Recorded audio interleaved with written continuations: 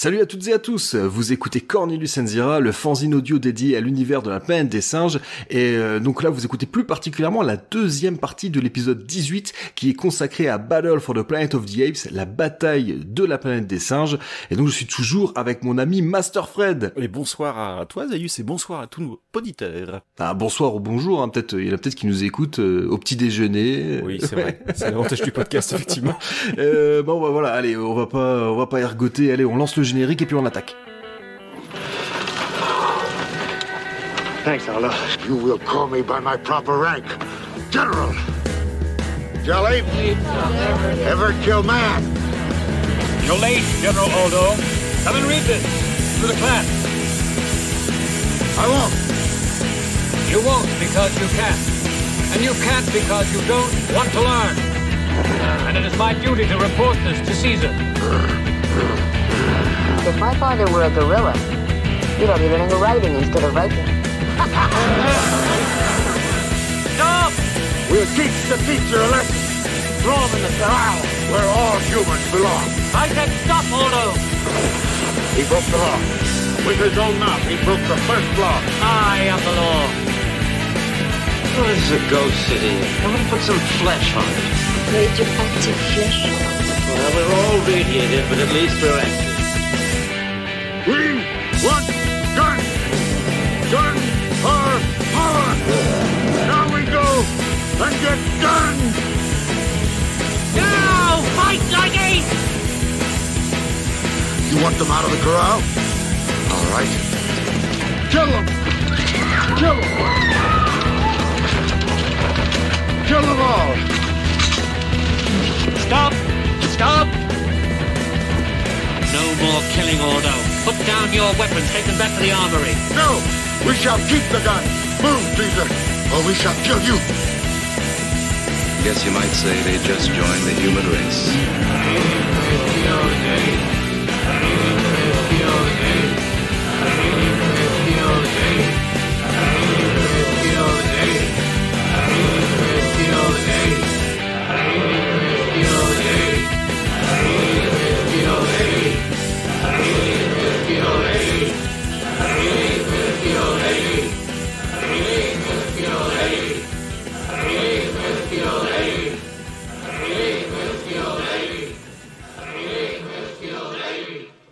Attaquons avec, je vais pas dire le scène par scène parce qu'on va peut-être pas évoquer toutes les scènes, mais on va quand même évoquer la plupart des scènes du film et donc on va revenir sur les petits détails, les petites anecdotes et puis rentrer vraiment dans le cœur de notre critique du film.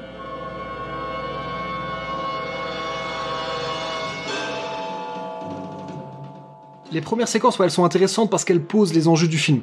Il y a déjà des problèmes que la société simiesque va rencontrer plus tard qui sont en train de se dessiner. Donc, il est très vite établi que les gorilles, et notamment le général Aldo, donc les gorilles représentent la force et sont craints aussi bien des hommes, mais également des singes. Le film débute donc par une longue cavalcade du général dans ce qui semble être l'unique et longue rue de Ape City. Même si j'ai l'impression qu'il passe plusieurs fois dans les mêmes endroits filmés depuis un angle différent. Mais j'ai pas eu le courage de vérifier. Et bon, donc pendant cette traversée, en fait, on voit qu'il est observé avec méfiance tant bien par les humains que par les chimpanzés ou les orang-outans. Que c'est congénère, ouais. Bon, c'est vrai qu'en même temps, ouais, il y va pas de main morte, son cheval il est pas au triple galop, mais il va quand même assez vite. Donc voilà, ouais, un gorille qui fonce à cheval au milieu de plein de gens, ça doit produire son petit effet.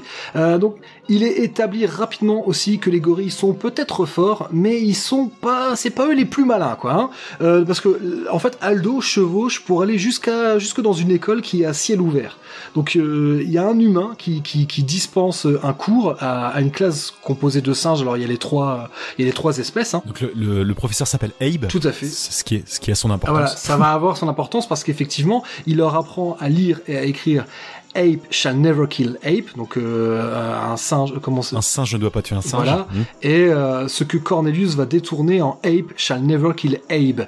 Donc comme tu l'as dit, hein, Abe étant le nom du professeur humain. Alors Aldo lui demande si un singe peut tuer un homme. Vu que voilà, on dit qu'un singe ne peut pas tuer un singe, donc un singe sont semblables. Mais il demande est-ce qu'un singe peut tuer un homme. Donc clairement, il est dans la provocation. Il est dans l'affirmation de sa force brutale. On comprend aussi que l'écriture, c'est pas le fort d'Egori et notamment d'Aldo, qui va mal prendre les remontrances du professeur. C'est le professeur clairement qui lui dit qu'il écrit comme un cochon. Et donc là, il va se montrer menaçant et il montre clairement qu'il fait assez peu de cas de la vie de cet être humain. Il le menace de mort clairement parce que à un moment le professeur dit. Il répond au professeur qu'il a quelque chose qui mettrait bien au bout d'un crochet, et c'est clairement le professeur quoi. Donc par son comportement, Aldo finit par pousser le professeur à bout et à prononcer, il le pousse à prononcer une phrase malheureuse. Il lui dit non Aldo, non.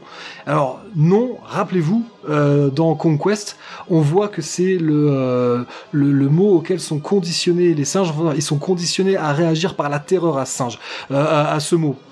Dès qu'un humain prononce le mot non, les singes se retrouvent dans une espèce d'état de prostration, en état de soumission. Donc le no est devenu quelque part le N-word de cette société mixte. C'est vraiment, on ne peut pas le prononcer. En tout cas, un humain ne peut pas prononcer ce mot. Peut-être qu'un singe peut le dire, mais pas un humain. Dans la VO d'ailleurs, ils le disent, ils appellent ça the first law. Ouais, voilà, exactement. Aldo, je croyais t'avoir dit d'arrêter. Il a enfreint la loi. Avec sa sale bouche, il a enfreint la loi fondamentale. La loi, c'est moi. Qu'est-ce qu'il a fait? César? César. J'étais là. Le professeur n'a commis une faute que sous l'effet de la provocation. Il a parlé comme nos anciens maîtres esclavagistes, du temps de notre servitude, lorsque nous étions conditionnés à une obéissance mécanique. Il a prononcé une négation impérative.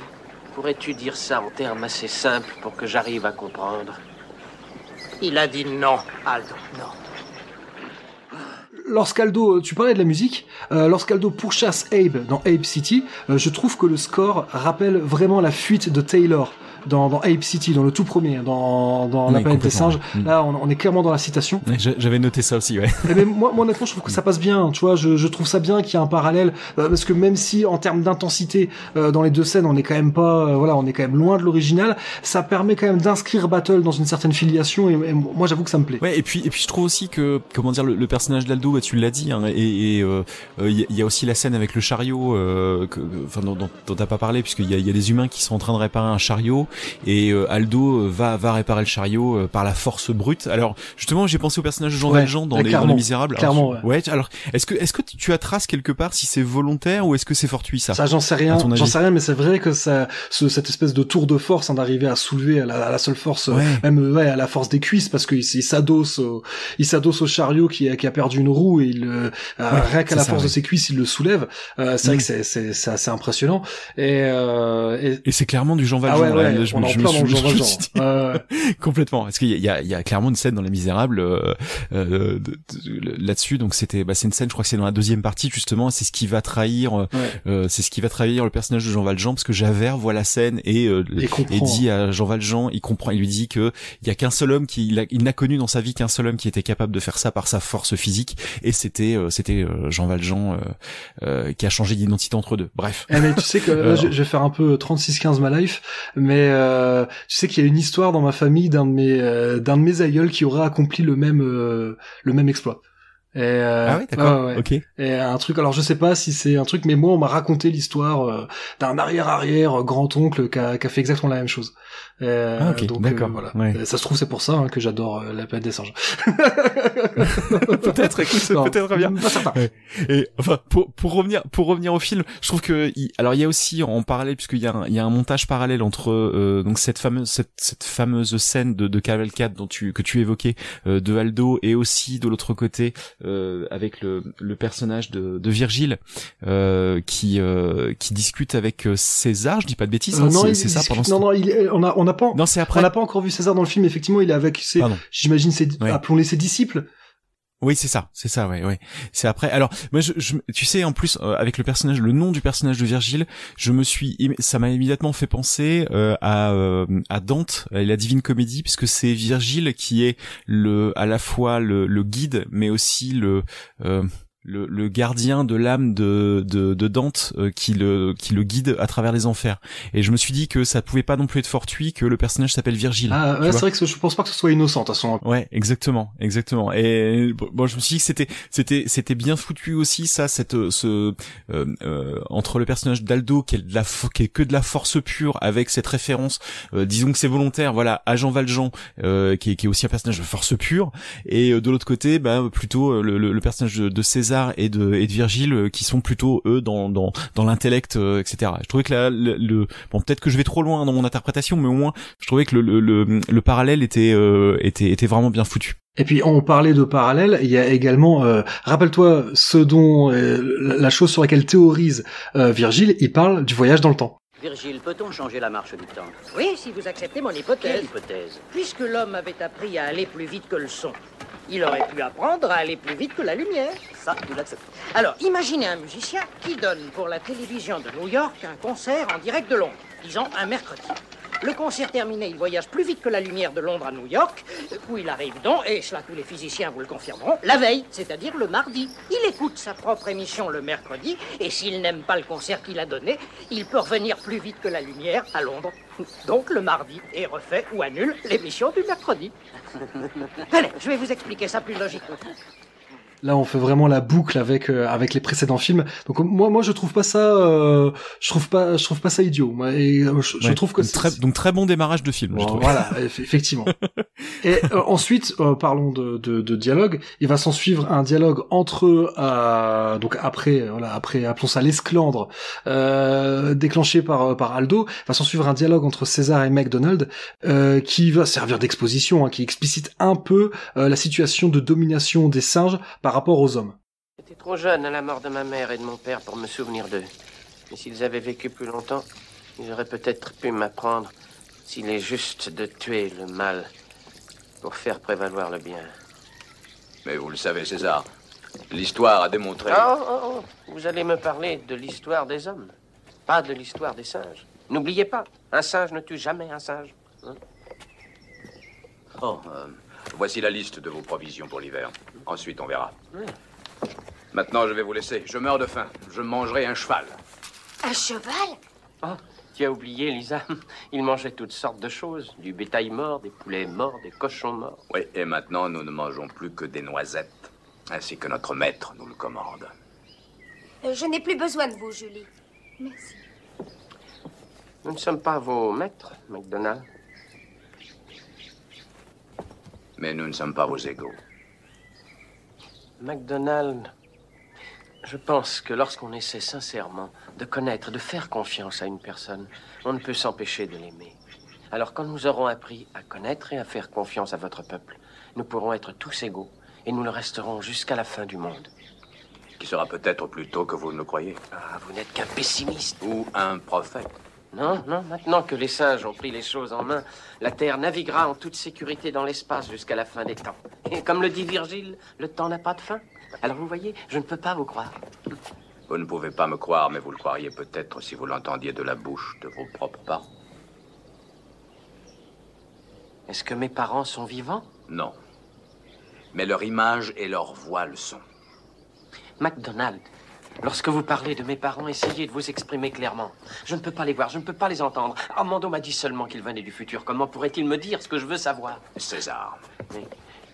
Vous pouvez voir vos parents. Vous pouvez les entendre. Et ils peuvent vous dire ce que vous voulez savoir. Comment? Sous la cité morte où nous vivions autrefois, il y a des archives, près de l'ancien poste de commande. Là ont été déposés des enregistrements et des photos de Cornelius et Zira pour être étudiés par des représentants du gouvernement américain. Mon frère, qui était l'assistant du gouverneur Breck, m'en avait parlé. Il connaissait ces documents. Je sais donc où ils se trouvent. Et je sais aussi qu'ils concernent l'avenir de notre terre que vos parents connaissaient puisqu'ils en arrivaient. Mais la ville a été rasée, la bombe n'a rien laissé. Apparemment. Moi, je suis persuadé que la section des archives existe encore. Il y avait plusieurs sections de la ville souterraine que l'on avait construites dans des matériaux qui pouvaient résister à une explosion de 10 mégatonnes. Alors l'enregistrement et les photos de mes parents sont toujours là. Ce dialogue, moi, je le trouve franchement bien vu, hein. Que ce soit en termes d'exposition, mais également parce qu'il amène l'élément perturbateur qui va faire avancer l'histoire. Bon, alors après un faisceau de coïncidences un peu trop gros, hein, McDonald qui est le frère de l'assistant de Break, qui sait qu'il y a des bandes sous-scellées dans un abri qui peut résister à une bombe atomique. Bon, là, c'est plus des fils blancs, c'est des cordes. Hein. Ouais. Mais bon. Et pendant 12 ans, il aurait gardé le secret et d'un coup. Voilà. Ouais, César a envie d'y aller sur un coup de tête. Allez, on va passer là-dessus. Mais ce que je trouve intéressant, hein, c'est que on retrouve bien en fait le personnage de McDonald, même si c'est son frère. Complètement. Parce qu'on retrouve ce personnage qu'on voyait dans Conquest, qui n'hésite pas à défendre son point de vue avec courage, tout en gardant calme et finesse face à son supérieur. Je veux dire, là, quelque part, McDonald tient tête à César, tout comme il tenait tête à Break. Même si, bon, il y en a un qui fait moins flipper que l'autre. Mais mais je trouve que, d'une manière habile, comme je disais, on retrouve des choses en palimpseste. Dans la première idée de Paul Den, César devait finir par devenir inquiétant. Et habilement, je trouve que dans ce dialogue, je sais pas si c'est volontaire ou non, mais je trouve que, à mon avis, ça l'est, vu que c'est Paul Den qui l'a écrit vraisemblablement, ça place César dans les bottes de Break. Parce que tu vois ce que je veux dire du fait du comportement de McDonald, le fait que McDonald s'oppose à lui, il s'oppose à lui à exactement la même manière qu'il aurait pu le faire avec Break. Donc ça moi je trouve pas ça idiot du tout. Je trouve ça même, ça fait partie des points forts du film. J'ai dit que j'allais soulever tout ce qui est positif, hein, parce que c'est la ligne éditoriale de Cornelius et Zira. On parle de ce qu'on aime, et donc je vais soulever tout ce que j'ai trouvé positif dans Battle. Je vais le dire. Donc ouais, la question finalement que nous, en tant que spectateurs, on peut se poser, c'est César sera-t-il un meilleur gouverneur que Break, ou reproduira-t-il les mêmes erreurs ? Un autre point également, c'est que César explique qu'il va falloir rétablir un sentiment de confiance pour que les singes et les humains deviennent égaux. Donc voilà, ça rappelle la position de Zeno, hein, dans le draft de Paul Den, quand il dit qu'il faudra un siècle sans le moindre meurtre commis par un humain pour qu'on puisse reparler d'égalité. Comme tu l'as dit, hein, César va donc décider un peu sur un coup de tête de partir pour la ville interdite, en compagnie de Virgil et McDonald, et pour effectuer ce voyage, il leur faut des armes, et donc on arrive à cette fameuse scène de l'armurerie, scène qu'on aime beaucoup tous les deux, et donc qui est donc l'armurerie qui est gardée par un vieux sage, Mandémus. Mandémus. Il doit dormir. Pas pour l'éternité, j'espère. Mandémus. Qui est là? César.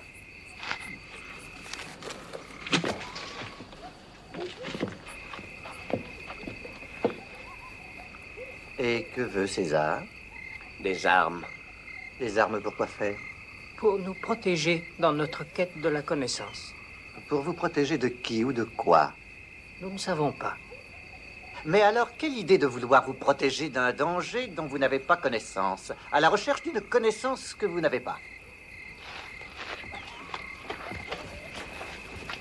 Est-ce une connaissance pour faire le bien ou le mal? Toute connaissance est un bien. Ce n'est que la façon dont on s'en sert qui fait le bien ou le mal. Bien dit. Merci. Le soleil pointe déjà à l'horizon. Je voudrais voir cette affaire réglée avant que le jour ne se lève. César m'a confié non seulement la garde de son armement, mais aussi la garde de sa conscience. C'est pourquoi j'ai déjà posé ces 6 questions indiscrètes et que je me propose d'en poser une 7e avant de vous donner ou de vous refuser les armes que vous me demandez.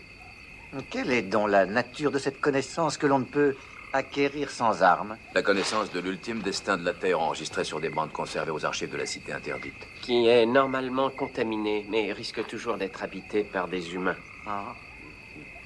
Entrez.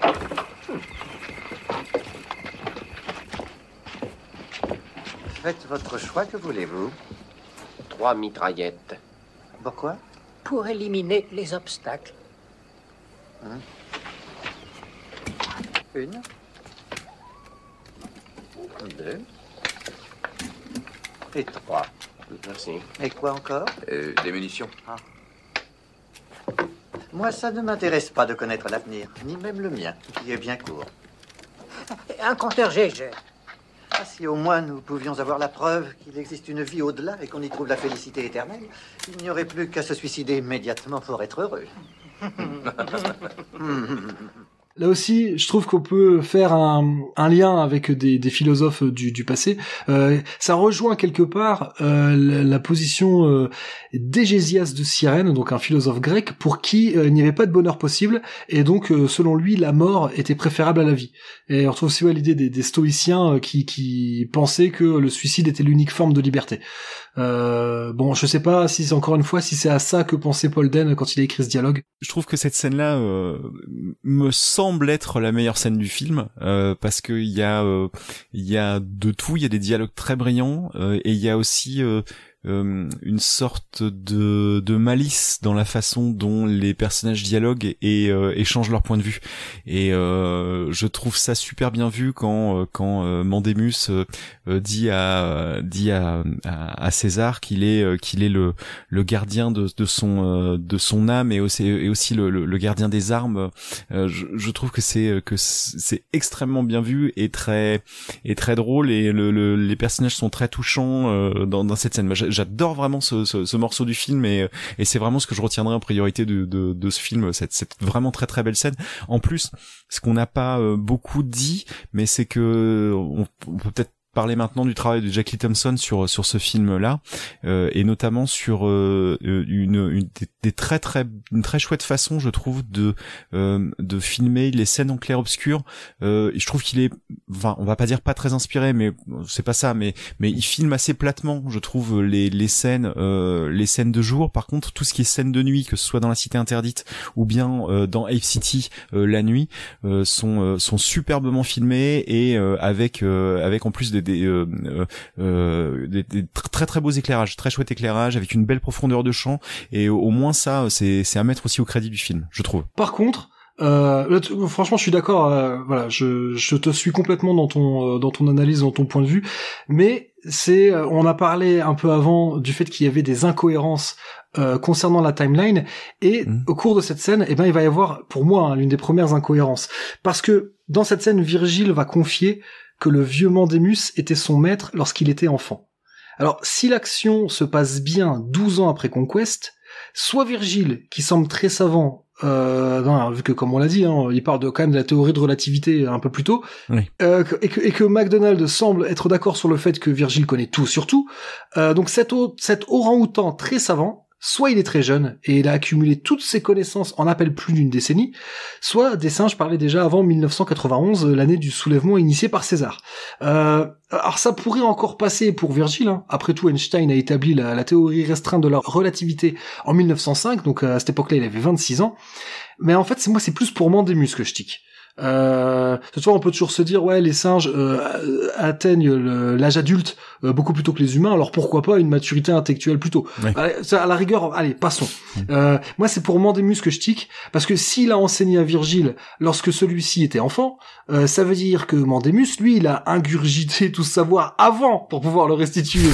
Et donc, ouais, on peut toujours imaginer que même sans César, les singes se seraient soulevés, puisque dans ce que raconte Cornelius et Zira, il est question d'un soulèvement des singes sans que leur fils intervienne. Mais alors, donc si même sans César les singes se soulèvent, plus tard la peste canine et féline, elle est supposée avoir lieu en 1982. En tout cas dans la version comics, on précise 1982. Et donc 1982 c'est 22 ans avant Battle. Mais Mandemus il a clairement plus de 22 ans quoi.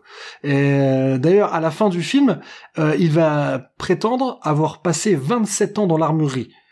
Donc 27 ans, c'est quelques années après le retour vers le passé de Zira et Cornelius dans Escape, vu que Escape se passe en 1973. Oui. Il y a un gros problème là, effectivement. Voilà.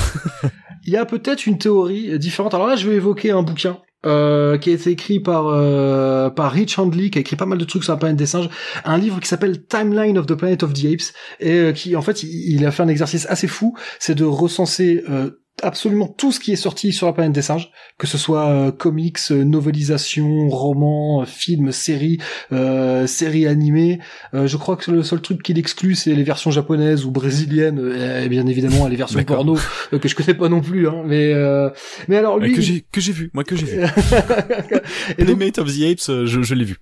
il a essayé de faire une timeline. Et donc c'est assez fou, quoi. Tu peux lire tout. Donc forcément, il y a plein d'incohérences, mais il essaie de corriger les incohérences. Alors, selon lui, il a imaginé un truc. Il a imaginé qu'en fait, Battle se passerait en 2020. Nous, on le place 12 ans après Conquest. C'est parce que les personnages font plusieurs fois référence à 12 années de paix. Mais donc lui, il imagine que peut-être il y aurait eu un conflit entre les humains et les mutants en 2008. Donc plusieurs années après, vu que Conquest est censé se passer en 91, et donc lui il imagine qu'il y aurait eu un conflit en 2008 entre Ape City et les mutants, et que donc ça pourrait repasser en 2020 le propos de Battle. Bon, moi je suis pas d'accord avec ça, je trouve que ça marche pas. Ouais, ça crédibiliserait le fait que Mandemus ait passé 27 ans dans l'armurerie, Mais bon, c'est quand même lui il laissait ça, voilà, c'est un peu, je trouve que sa théorie elle est un peu sortie au forceps.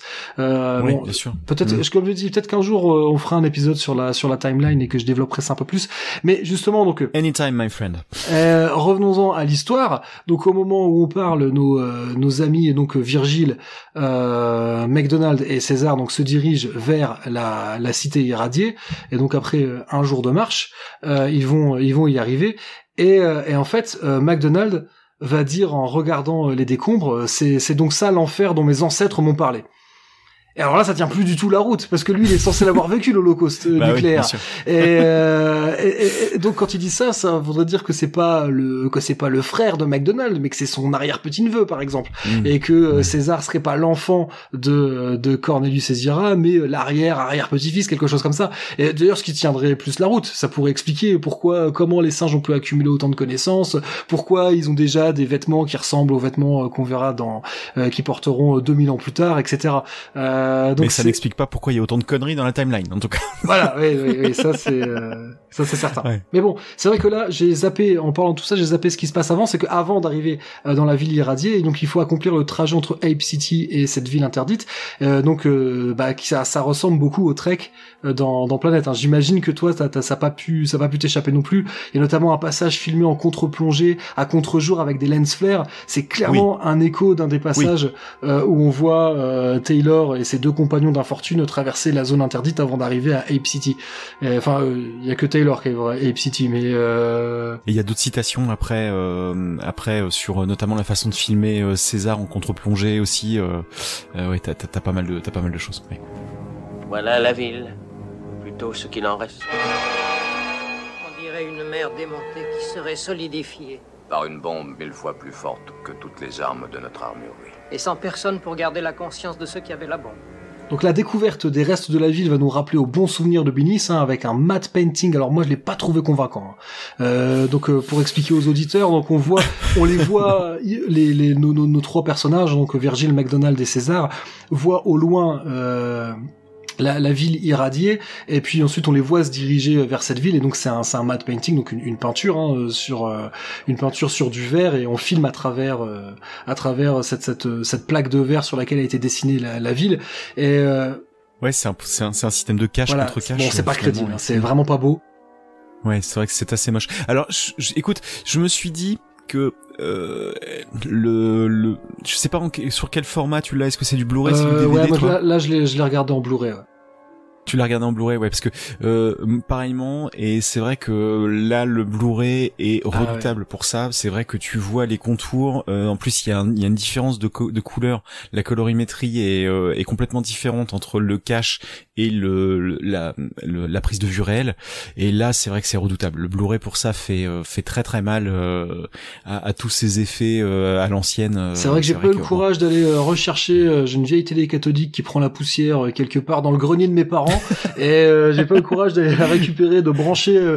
Par contre, j'ai toujours dans ma cave, j'ai mon magnétoscope. Mais c'est vrai qu'il y a un coup, j'ai branché parce que voilà, c'est aussi l'inconvénient de tous nos écrans haute définition. J'ai branché un coup dessus pour regarder une VHS, et c'est horrible. C'est regarder une VHS sur un écran HD, c'est complètement voilà, je déconseille totalement l'expérience, c'est absolument horrible. Et donc, mais c'est vrai que ça vaudrait peut-être le coup d'essayer un coup de re-regarder la VHS pour voir si c'est aussi dégueulasse quand on le regarde sur VHS. J'ai pas l'impression, je crois pas, hein, parce que justement il y a très souvent, bon après il y a aussi un discours promo, mais tu l'entends aussi de gens, je sais pas, si tu regardes par exemple des vidéos de Pepe Garcia sur YouTube qui lui teste pas mal de Blu-ray, et il parlait notamment de films qui ont un petit peu d'âge maintenant, et il disait que effectivement il y avait certains films qu'on n'avait jamais vus comme ça, mais que par contre, enfin on voit aussi certains effets étaient faits pour la définition, comme tu dis, une définition alors au cinéma en 70 mm par exemple, mais aussi après définition sur la télé, et par conséquent t'avais des choses qui étaient acceptables à l'époque, qui passent plus du tout maintenant. Exactement. Qui ne le sont plus maintenant, effectivement. Ouais. Mais donc revenons-en à notre histoire. Donc Virgil, McDonald et César s'aventurent dans les ruines radioactives, et on va enfin voir pour la première fois les humains irradiés qui ont survécu. Alors bon, c'est quand je parle d'humains irradiés, là le maquillage est quand même assez léger. Il est là plus, voilà, ça suggère plus l'idée que ce sont les ancêtres des mutants. À noter dans la version comics, ils sont vraiment difformes. Dans la version comics, ils font vraiment flipper. Donc encore une fois, la version comics elle a été réalisée à partir d'un script précédent, vu qu'il y a encore le gouverneur Break dedans. Et là, parce que là, on a l'impression qu'ils leur ont mis juste un peu de colle à bois sur le visage, voilà quoi. Alors que je pense que ils ont juste une partie du visage brûlé. Ouais. Alors que dans la version comics, ils font vraiment flipper. Hein. Alors ils vivent dans les décombres, mais ils ont quand même trouvé du tissu pour lancer une nouvelle mode. Hein, ces espèces de bonnets très fins qui épousent la forme du crâne et dissimulent les oreilles, et qui, je dois l'avouer, quand même rappellent déjà les costumes des mutants dans Binis. Totalement. Alors on se demandait déjà, hein, dans l'épisode sur Binis, on se demandait déjà où les mutants avaient trouvé le textile, voilà, le tissu pour s'habiller. Bon, alors on doit imaginer qu'il doit y avoir une réserve de tissu stockée dans un bunker résistant à une bombe de 10 mégatonnes. Je vois pas d'autre explication. Hein, voilà. Et donc on va apprendre également que le gouverneur n'a pas survécu à la bombe, ce qui rend la version unrated et la novélisation de Conquest non canonique, puisque dans celle-ci, hein, on voyait Break mourir sur le coup des crosses des fusils des singes en furie. Donc voilà, là forcément en même temps à ce moment-là, c'était la seule version qui existait, c'était la version la seule version film, c'était la version où les singes épargnaient Break. Et donc on apprend également, pour en revenir à Battle, on apprend que c'est cette petite ordure de Culp qui lui a succédé dans le rôle de gouverneur. Ce petit salopard. Ceci dit, Culp, il garde la pêche, hein. Ah, c'est une ville fantôme, je voudrais mettre un peu de vie dans tout ça. Elle est radioactive, notre vie. Nous sommes peut-être irradiés, mais nous sommes au moins actifs. Alors ça, cette phrase est censée, dans la novélisation, elle est prononcée par Alma, mais elle est bien attribuée à Culp dans le script, hein, j'ai vérifié. Bon, toujours est-il que pour moi c'est une phrase qui m'a fait marrer. Elle disait voilà, radioactif peut-être, mais quand même actif. Donc voilà, on comprend, hein, que les mecs ils stockent des armes, ils maintiennent un système d'alarme et de vidéosurveillance, ce qui leur permet de rapidement remarquer l'intrusion de César, McDonald et Virgil. Gouverneur, regardez. C'est la F6, porte F6. Prévenez Mendez. Mendez à la salle de contrôle. Mendez à la salle de contrôle. Mendez à la salle de contrôle. Ce qui est surprenant, c'est qu'avant tout cela, on a compris à travers les dialogues que nos fameux mutants, ils pensent de toute évidence qu'ils sont seuls. D'ailleurs, la raison pourquoi je dis ça, c'est parce qu'ils veulent intercepter les trois intrus pour pouvoir les interroger, pour savoir combien ils sont. Et bon, on comprend également que pour survivre, les humains envoient des scavengers en dehors de la ville, donc ils doivent essayer quand même, dans les décombres, ils doivent quand même retrouver de la bouffe ou je sais pas quoi, enfin je sais pas ce qu'ils peuvent retrouver 12 ans après, mais visiblement il y en a quand même qui sortent des décombres de temps en temps. Ouais. En tout cas, ils vont pas assez loin pour savoir qu'à une journée de marche, il y a une ville avec des singes. On parlait de crédibilité, donc ce qui veut dire qu'en 12 ans, jamais aucun éclaireur humain irradié n'a croisé aucun éclaireur venu de Ape City. Parce que encore, tu vois, je veux bien, allez, ils ont jamais été plus loin qu'une journée de marche. Pourquoi pas qu'ils n'aillent pas plus loin qu'une demi-journée de marche pour pouvoir être rentrés pour la nuit. Soit. Mais si tu te dis, en 12 ans, il y a quand même bien une chance pour qu'à un moment, il y a un singe qui fait la moitié du chemin et un humain qui fait l'autre moitié. Non, ils se sont jamais croisés. Ouais, non, l'argument ne tient pas, effectivement, ouais, c'est vrai que, c'est dommage. Donc voilà, aucun n'a jamais deviné la présence de l'autre, bon, soit, faut l'accepter. Donc, Culp ordonne qu'on capture Virgil, McDonald et César en précisant qu'il les faut vivants pour les interroger, hein, comme j'ai dit avant. Donc il est ok pour qu'on leur tire dessus, mais il faut pas les tuer. Et donc, il y a un dénommé Mendes, tiens. Si jamais nous tirons, nous brisons 12 années de paix. Oui, vous ne trouvez pas que ça a été plutôt ennuyeux? Donc là, encore une fois, c'est là où on peut en déduire que les faits sont censés se passer 12 ans après Conquest. Donc Mendes va d'ailleurs être le seul du côté des irradiés qui semble vouloir croire en la paix. Les autres, eux, ils veulent la chapate. Pendant ce temps-là, César, Virgil et McDonald, sans trop de mal, ils trouvent la bobine contenant les enregistrements de Zira et Cornelius, et sans problème non plus, ils trouvent un moniteur qui fonctionne pour regarder cette bobine. Bon, moi, vu qu'ils trouvent une bobine, j'aurais plutôt imaginé un projecteur, mais bon, soit... Tu parlais de ficelle tout à l'heure, effectivement, on a affaire plus à des cordes, comme tu disais aussi. Mais bon, enfin, en plus de ça, vidéo, faut le dire vite, parce qu'en fait, c'est des images fixes, des photos de Zira et Cornelius. Voilà, parce que les extraits que découvre César ont bien été enregistrés, mais ils avaient été enregistrés en audio seulement, vu que ça correspond aux interrogatoires qui avaient été menés par Aslane ou par les policiers. Donc voilà, ça a été simplement en audio. Donc il y a des gens qui se sont amusés à faire un peu comme les montages qu'on trouve sur YouTube, à mettre des photos et en même temps, bon voilà, bon. Ils ont fait un podcast, c'est ça? Voilà, donc crédibilité zéro, quoi. Mais bon, donc César découvre que la Terre sera détruite vers 3950, alors que Taylor arrive en 3978, bordel. Mais bon, hein, voilà, on l'a dit, la timeline, c'est la merde.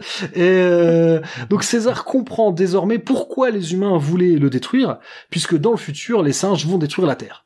Et enfin, en tout cas, c'est ce qui est raconté dans l'histoire. Donc Virgil explique à ce moment-là qu'il ne s'agit que d'un futur possible, et donc il reprend à son compte la fameuse allégorie de l'autoroute d'Asline dont on a parlé plus tôt. Pas étonnant que toute l'humanité ait voulu empêcher ma mère de me mettre au monde. En 3955, les singes détruiront la Terre. Ne pas les singes, les gorilles. Et ce n'est qu'un avenir, après tout. Parce que vous croyez qu'il peut y en avoir plusieurs? Vous avez entendu parler des anciennes autoroutes? Eh bien, le temps est comme une autoroute sans fin, avec un nombre infini de voies qui vont toutes du passé vers l'avenir. Par conséquent, si un conducteur décide de changer de voie, il peut changer son avenir. Si vous quittez cette pièce à l'instant, vous pouvez être tué accidentellement. Et si par hasard vous la quittez 1 minute plus tard, vous êtes épargné. C'est un choix aveugle, mais vous pouvez changer de voie. Là, en plus, ce qui est marrant, c'est que le dialogue, c'est quasiment un copier-coller des lignes de dialogue d'Aslane dans Escape. Hein. Et ce qu'il faut savoir, c'est que dans la novélisation, c'est différent. À la place, Virgil dit qu'ils peuvent changer le futur et que pour cela, ils doivent mettre en place une société dans laquelle la guerre devient impossible. Alors là, ce qui est, moi, je trouve que le dialogue dans la version novélisée, c'est plus intéressant parce que quelque part, on l'avait dit dans l'épisode sur Escape, le but d'Aslane, c'est faire en sorte que les humains qui sont en haut de la pyramide sociale le restent. Alors que dans la novélisation, Virgil il propose plutôt que l'on casse la pyramide, que l'on détruise tout ce système qui va mener au conflit. Donc encore une fois là, Virgil prouve sa supériorité. Je trouve en tout cas par rapport à Aslane, et moi je trouve que c'est le propos est plus intéressant de dire plutôt que le meilleur moyen pour éviter l'Holocauste, c'est de casser le système qui va provoquer l'Holocauste et pas essayer de faire un statu quo. Ils nous ont échappé. Alors maintenant tirez à vue, ne cherchez pas à les ramener vivants. Tuez-les immédiatement. Ne les laissez pas s'échapper de la ville. Section 5, rassemblement. Donc, alors, ce qui va se passer, c'est que nos trois intrus, McDonald, César et il me manque Virgil, donc ils vont comprendre qu'ils sont surveillés et donc ils prennent la fuite. Et d'autant plus que, alors ça ils le savent pas, mais Culp a décidé de revenir sur ses premières instructions et désormais il les veut morts. Donc dans leur fuite, Virgil, McDonald et César découvrent des humains irradiés qui ne sont pas très virulents, hein, mais certains décident mollement d'attraper Virgil, qui est pas fort virulent non plus. Hein. Et ce qui donne lieu à une scène d'action avec quasiment pas d'action. Genre très très mauvais film de zombies. Alors moi je me suis creusé la cervelle pour trouver aussi mou. Je me suis dit qu'il faudrait aller chercher du côté d'Eurociné, par exemple le lac des morts vivants. Voilà, pour trouver des zombies qui sont aussi qui font aussi peu peur, quoi. Parce que c'est vrai. C'est pas pour rien que j'utilise le terme zombie, parce qu'en fait, dans la novelisation, en fait, les irradiés sont décrits à un moment comme des zombies ou des insectes sociaux. Mais le terme zombie est vraiment utilisé. Et je trouve qu'il y a un peu, il y a un petit côté, il y a un peu de ça. Mais c'est vrai que, je sais pas si tu vas être d'accord avec moi, mais toute cette partie appelons ça la fuite, à travers les décombres de la ville, enfin, les décombres qui sont en fait des sous-sols. D'ailleurs, il y aurait une partie de Terminator 2 qui aurait été tournée là-dedans. Ah, dans l'usine, d'accord. Ouais. Okay. Et donc comme quoi il y a aussi des bons films qui ont été tournés là. Mais c'est vrai que moi toute cette partie, je trouve ça rappelle un sous-genre très particulier, hein, le film de couloir. Parce que tu sais, il y a plein, je sais pas, il y a plein de passages là où il court dans des couloirs et c'est chiant à mourir, quoi. Alors quand même, dans cette fuite, hein, pour mettre justement en déroute les humains irradiés, César utilise une lance à incendie. Donc voilà, on est heureux de savoir que dans cette ville en ruine, il y a toujours l'eau courante. Cela dit... Le RIA là est très, très efficace, mais la scène est quand même pas terrible. Hein, après, je fais le troll parce que peut-être qu'il y a quand même la volonté de faire un clin d'œil au fameux passage avec Julius dans Planet of the Apes qui crie « Shut up, you freak !» à Taylor et qui tout en lui balançant de la flotte pour le maintenir au fond de sa cage. Enfin peut-être bon, il y a peut-être un clin d'œil, j'en sais rien. Honnêtement, j'ai rien trouvé qui infirme ou confirme. Tu es très indulgent, je crois, surtout. Ah non, mais j'ai essayé de trouver. Non, mais c'est bien. Non, mais très bien. C'est tout à ton honneur. Donc voilà, bon, ils vont finir par s'en sortir. On ne sait trop comment. Hein, voilà, il y a des dizaines d'irradiés, une centaine selon Culp.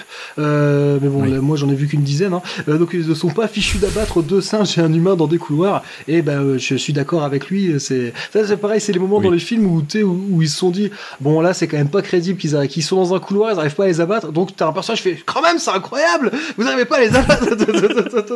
Non mais c'est. Mais oui, c'est ce que je me disais. Non, le dialogue ne rattrape pas les bourdes. Tellement. Oui, non, c'est absolument atroce. Mais bon, cette partie-là. Ouais. Là après, il y a quand même une partie que je trouve intéressante, c'est que Culp, en fait, Culp, il pense que les singes vont revenir en force pour les exterminer. Donc il décide de faire suivre les fugitifs pour découvrir le camp des singes pour les exterminer. Et ça, je trouve que c'est des choses qu'on retrouve beaucoup malheureusement dans l'histoire des conflits et qui va être, je trouve, c'est un élément qui va être repris dans War for the Planet of the Apes, le 3e film du reboot de la saga. C'est que parfois par peur de l'autre, on se met à être, il y a des gens qui vont devenir impitoyables par peur que l'autre ne soit impitoyable. Alors que si tout le monde s'asseyait autour d'une table et disait en fait nous on veut juste survivre dans notre coin, nous aussi, et voilà. Bon après il y aurait plus de films s'ils sont pas la guerre. Ouais. Pour mettre, t'as complètement raison. Pour mettre d'ailleurs ce que tu dis en perspective, faut pas oublier que le film a été tourné en pleine guerre froide. Hein. Ouais, clairement. Ouais. Et que la montée justement de la course à l'armement s'est faite justement dans cette perspective-là de dire mais oui sauf que moi je veux préserver la paix mais je vais quand même essayer d'en avoir une plus grosse que le copain en face parce qu'on sait jamais si lui il bouge avant que je ne bouge. Ah c'est tout à fait ça quoi. Mais bon donc revenons-en au film. Donc César à son retour convoque une assemblée qui moi ça m'a un peu rappelé celle de Binis. Hein. Sauf que cette fois-ci c'est pas dans un amphithéâtre mais c'est dans un amphithéâtre naturel. D'ailleurs je trouve que ça donne lieu quand même à 1 ou 2 plans que je trouve pas mal. Oui. Je sais pas ce que toi t'en as pensé. Oui, on est d'accord tout à fait. Notamment le plan qu'on évoquait avec cette fameuse contre-plongée sur le personnage de César où justement il est bon ça c'est purement de la réalisation de Thompson hein. On est purement sur des donc ce fameux plan voilà en contre-plongée où où justement la contre-plongée justement c'est pour ça, c'est pour montrer montrer que le personnage a un ascendant et clairement César a encore un ascendant sur son peuple. Et d'ailleurs, image qui sera reprise après avec Aldo qui s'assoit sur son trône. Mais ça arrivera, ça arrivera plus tard. Et il y a aussi encore une fois la question de l'incompréhension, parce que à ce moment-là, donc ça, les singes l'ignorent, mais ils sont observés donc par 3 éclaireurs de Culp. J'ose pas les appeler les mutants, parce que franchement, de mutants, ils n'ont absolument rien de mutant. Hein. Et eux, en voyant les singes rassemblés, ils vont croire que les singes sont en train de fomenter leur attaque, alors qu'il n'en est rien en fait. Mes amis, j'ai convoqué cette réunion extraordinaire du Conseil pour vous rendre compte des résultats d'une enquête que j'avais estimée nécessaire. Une expédition de reconnaissance dans la cité interdite que j'ai faite avec Virgile et MacDonald. Pourquoi MacDonald? Pourquoi pas un soldat? Parce que nos intentions étaient pacifiques. Nous pensions que c'était une ville morte. Mais au cas où il y aurait eu des survivants, nous avons emmené MacDonald pour parlementer avec eux et obtenir la permission de faire nos recherches. Et des survivants, il y en a. Estropiés, mutilés, hostiles et humains. Est-ce que les humains t'ont suivi jusqu'ici? Nous n'en avons vu aucun le faire. Mais nous devons nous préparer pour le jour où ils sortiraient de la ville. Et où ils pourraient nous découvrir ici. Donc voilà quoi, c'est ce à quoi assistent les éclaireurs de Culp. Ils vont revenir vers la cité interdite pour dire qu'ils ont vu les singes en train de mettre en place un conseil de guerre, ce qui est pas du tout le cas en fait. Gouverneur, il y a un moment dans le cours de l'histoire où cette suite de batailles et d'extermination doit s'arrêter, vous ne croyez pas? A détruit B, et B détruit C, et C détruit A, qui lui est détruit par D, que détruit E. Mais avant que quelqu'un puisse savoir où est le bien et le mal, il n'y aura plus personne pour savoir quoi que ce soit. Gouverneur, le capitaine est revenu. Nous avons trouvé, gouverneur. Nous savons où ils habitent. Où est-ce? Voyons. Ça, c'est un des avant-postes, et puis derrière, une vallée plantée de vignes et de vergers. Assez pour nourrir des centaines d'hommes. Et là, c'est leur village. Est-ce que c'est un grand village? À mon avis, sa prise ne sera pas difficile. Qu'on vous a vu? Non, gouverneur. César était trop occupé, il tenait un conseil de guerre. Un jour ou l'autre, ils vont revenir ici en force. Non, parce que nous irons chez eux avant. Bon, eh bien, capitaine, vous avez vos ordres. Dans une scène parallèle, enfin là, je trouve qu'il y a un montage parallèle que je trouve intéressant. C'est qu'en fait, donc d'un côté, il y a Mendes qui essaie de faire garder la raison à Culp, et en parallèle, il y a Lisa qui en fait autant avec César. César, la nuit du grand incendie, tu as fait le serment qu'à l'avenir, les singes et les humains vivraient ensemble dans la compréhension et la paix. Alors pourquoi maintenant fais-tu des préparatifs pour rompre ce serment? Parce que, à la différence des humains de notre cité, ceux de la cité interdite sont fous. Pas assez pour ne pas souhaiter la paix et la compréhension, mais assez pour aimer la guerre. Ce sont eux qui te l'ont dit? Oh oui. Oh oui, ils l'ont dit. En ouvrant le feu sur nous, sans nous donner une seule chance de nous expliquer. Mais vous étiez entrés sur leur territoire? Voyons, Lisa, nous ne savions pas qu'il était habité. Oui, mais si vous ne leur avez pas parlé, comment sais-tu qu'ils sont fous? Oh, Lisa, tu ne les as pas vus. Ils sont mal formés. Comme les monstres du cirque de ton père adoptif, ils étaient fous, eux. César est défini comme un personnage sage, mais finalement, moi j'ai plutôt l'impression que, tu sais, c'est plutôt, tu le disais, Lisa qui est sage à côté de lui, et ou bien même aussi Virgile qui est sage aussi à côté de lui, et qui vont à un moment lui le rappeler à ses promesses, à ce qu'il a pu mettre en place, comme par exemple d'interdire la cité, de promulguer des lois, etc. Je trouve pas très, comment dire, presque très actif dans ce film. Je sais pas si tu vois ce que je veux dire, si t'es d'accord avec mais ça. Après, ouais. Alors, est-ce que c'est voulu ou non? Toute l'idée au départ de le fait que César va dans la cité interdite, c'est parce qu'il veut retrouver les traces de ses parents, parce que justement, il se plaint de ne pas avoir de guide. Il se demande que m'auraient dit mes parents, et c'est vrai que c'est un César un peu perdu. Mais comme tu l'as dit, un peu perdu, mais qui hésite pas. Il y a un moment, quand il revient de la cité interdite, il est intercepté par Aldo. Aldo, et Aldo lui demande comment est-il possible qu'il va dans la cité interdite puisqu'elle est interdite. Et César répond que c'est lui qui l'a interdit, donc il fait ce qu'il veut, quoi. Il lui dit I am the law, donc est pas une référence à Judge Dredd, mais à Louis XIV. I am the law. C'est vrai que moi j'aime bien ces deux dialogues-là avec Culp et César parce que ça les renvoie tous les deux dos à dos. Ils ont décidé de se faire la guerre chacun de leur côté sans essayer de communiquer d'abord. Donc ouais, je trouve que comme tu as dit, ouais, César est pas forcément un personnage modéré, mais peut-être plus parce que ouais, comme tu l'as dit, c'est peut-être juste parce qu'il est perdu en fait. Et puis il a autour de lui effectivement d'autres des compagnons de route, on va dire, que même aussi McDonald joue aussi un petit peu ce rôle-là. Ouais, clairement. Mais de toute façon, dans Conquest, on l'avait vu, hein, il n'hésite pas à aller vers une solution brutale. Hein. Il a pas sorti. Les singes ne sont pas sortis ne sont pas délivrés de leur joug simplement en faisant des sittings. Hein. Il a fallu qu'ils se fritent avec les humains, quoi. Ouais, il a fallu aller au charbon, effectivement. Voilà, mais tout ça pour dire que donc dans le film, les irradiés sont en ordre de marche pour partir en guerre. Alors pendant ce temps-là, Cornelius, le fils de César, surprend une conspiration fomentée par Aldo et les gorilles. Donc selon Aldo, les gorilles qui forment l'armée simiesque sont la race supérieure. Donc là encore une fois, on retrouve un peu le personnage d'Ursus et donc doivent obtenir les armes. Comme on l'a expliqué avant, le stock d'armes des singes est gardé par Mandémus, donc le vieil orang-outan philosophe. Donc les gorilles veulent des armes pour avoir le pouvoir et pour pouvoir écraser les humains et ensuite se tourner contre César. Donc alors là, c'est ça aussi, je trouve que c'est intéressant parce que on sent que les gorilles, quand les gorilles qui sont harangués par Aldo, on sent qu'ils sont bien chauds pour tuer tous les humains, mais là, quand il s'agit de s'en prendre à César, ça, il l'avait pas vu venir. Et on voit qu'ils sont peut-être pas encore prêts à sauter le pas. Mais c'est à ce moment-là donc un des gorilles aperçoit le fils de César qui les épie depuis un arbre, et donc Aldo monte dans l'arbre pour aller le chercher. Dans un premier temps, il lui demande de descendre tout en dégainant son épée. On sent que la psychologie enfantine, c'est pas son truc. Hein. Moi, je serais pas descendu non plus. Hein. Mais donc, moi, je reste dans l'arbre aussi, hein, clairement. Voilà. Mais bon, donc pour revenir à la poursuite dans les arbres, alors autant les tree houses, hein, les maisons dans les arbres, je trouve que c'est une très bonne idée parce que ça rappelle le fait que les singes sont supposés avoir un mode de vie arboricole. Autant on sent encore une fois l'acrobranche, c'est pas trop le truc des comédiens. Hein. Grimaud en singe, Cornelius, on sent il reste comme un coup au bout d'une branche sans bouger, sans crier à l'aide, en attendant qu'Aldo coupe péniblement la branche.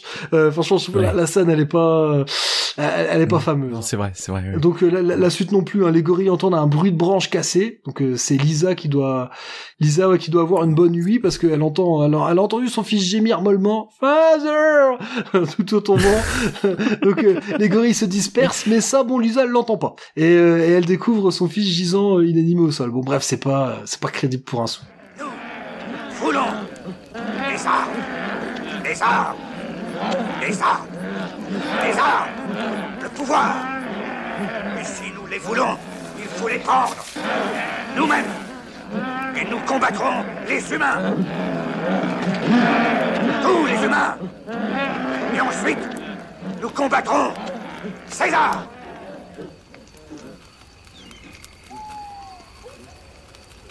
Bon.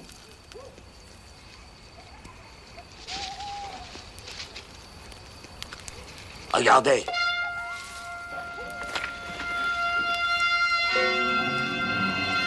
C'est le fils de César.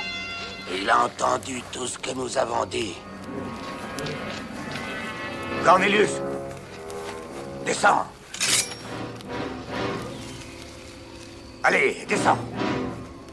Ou alors...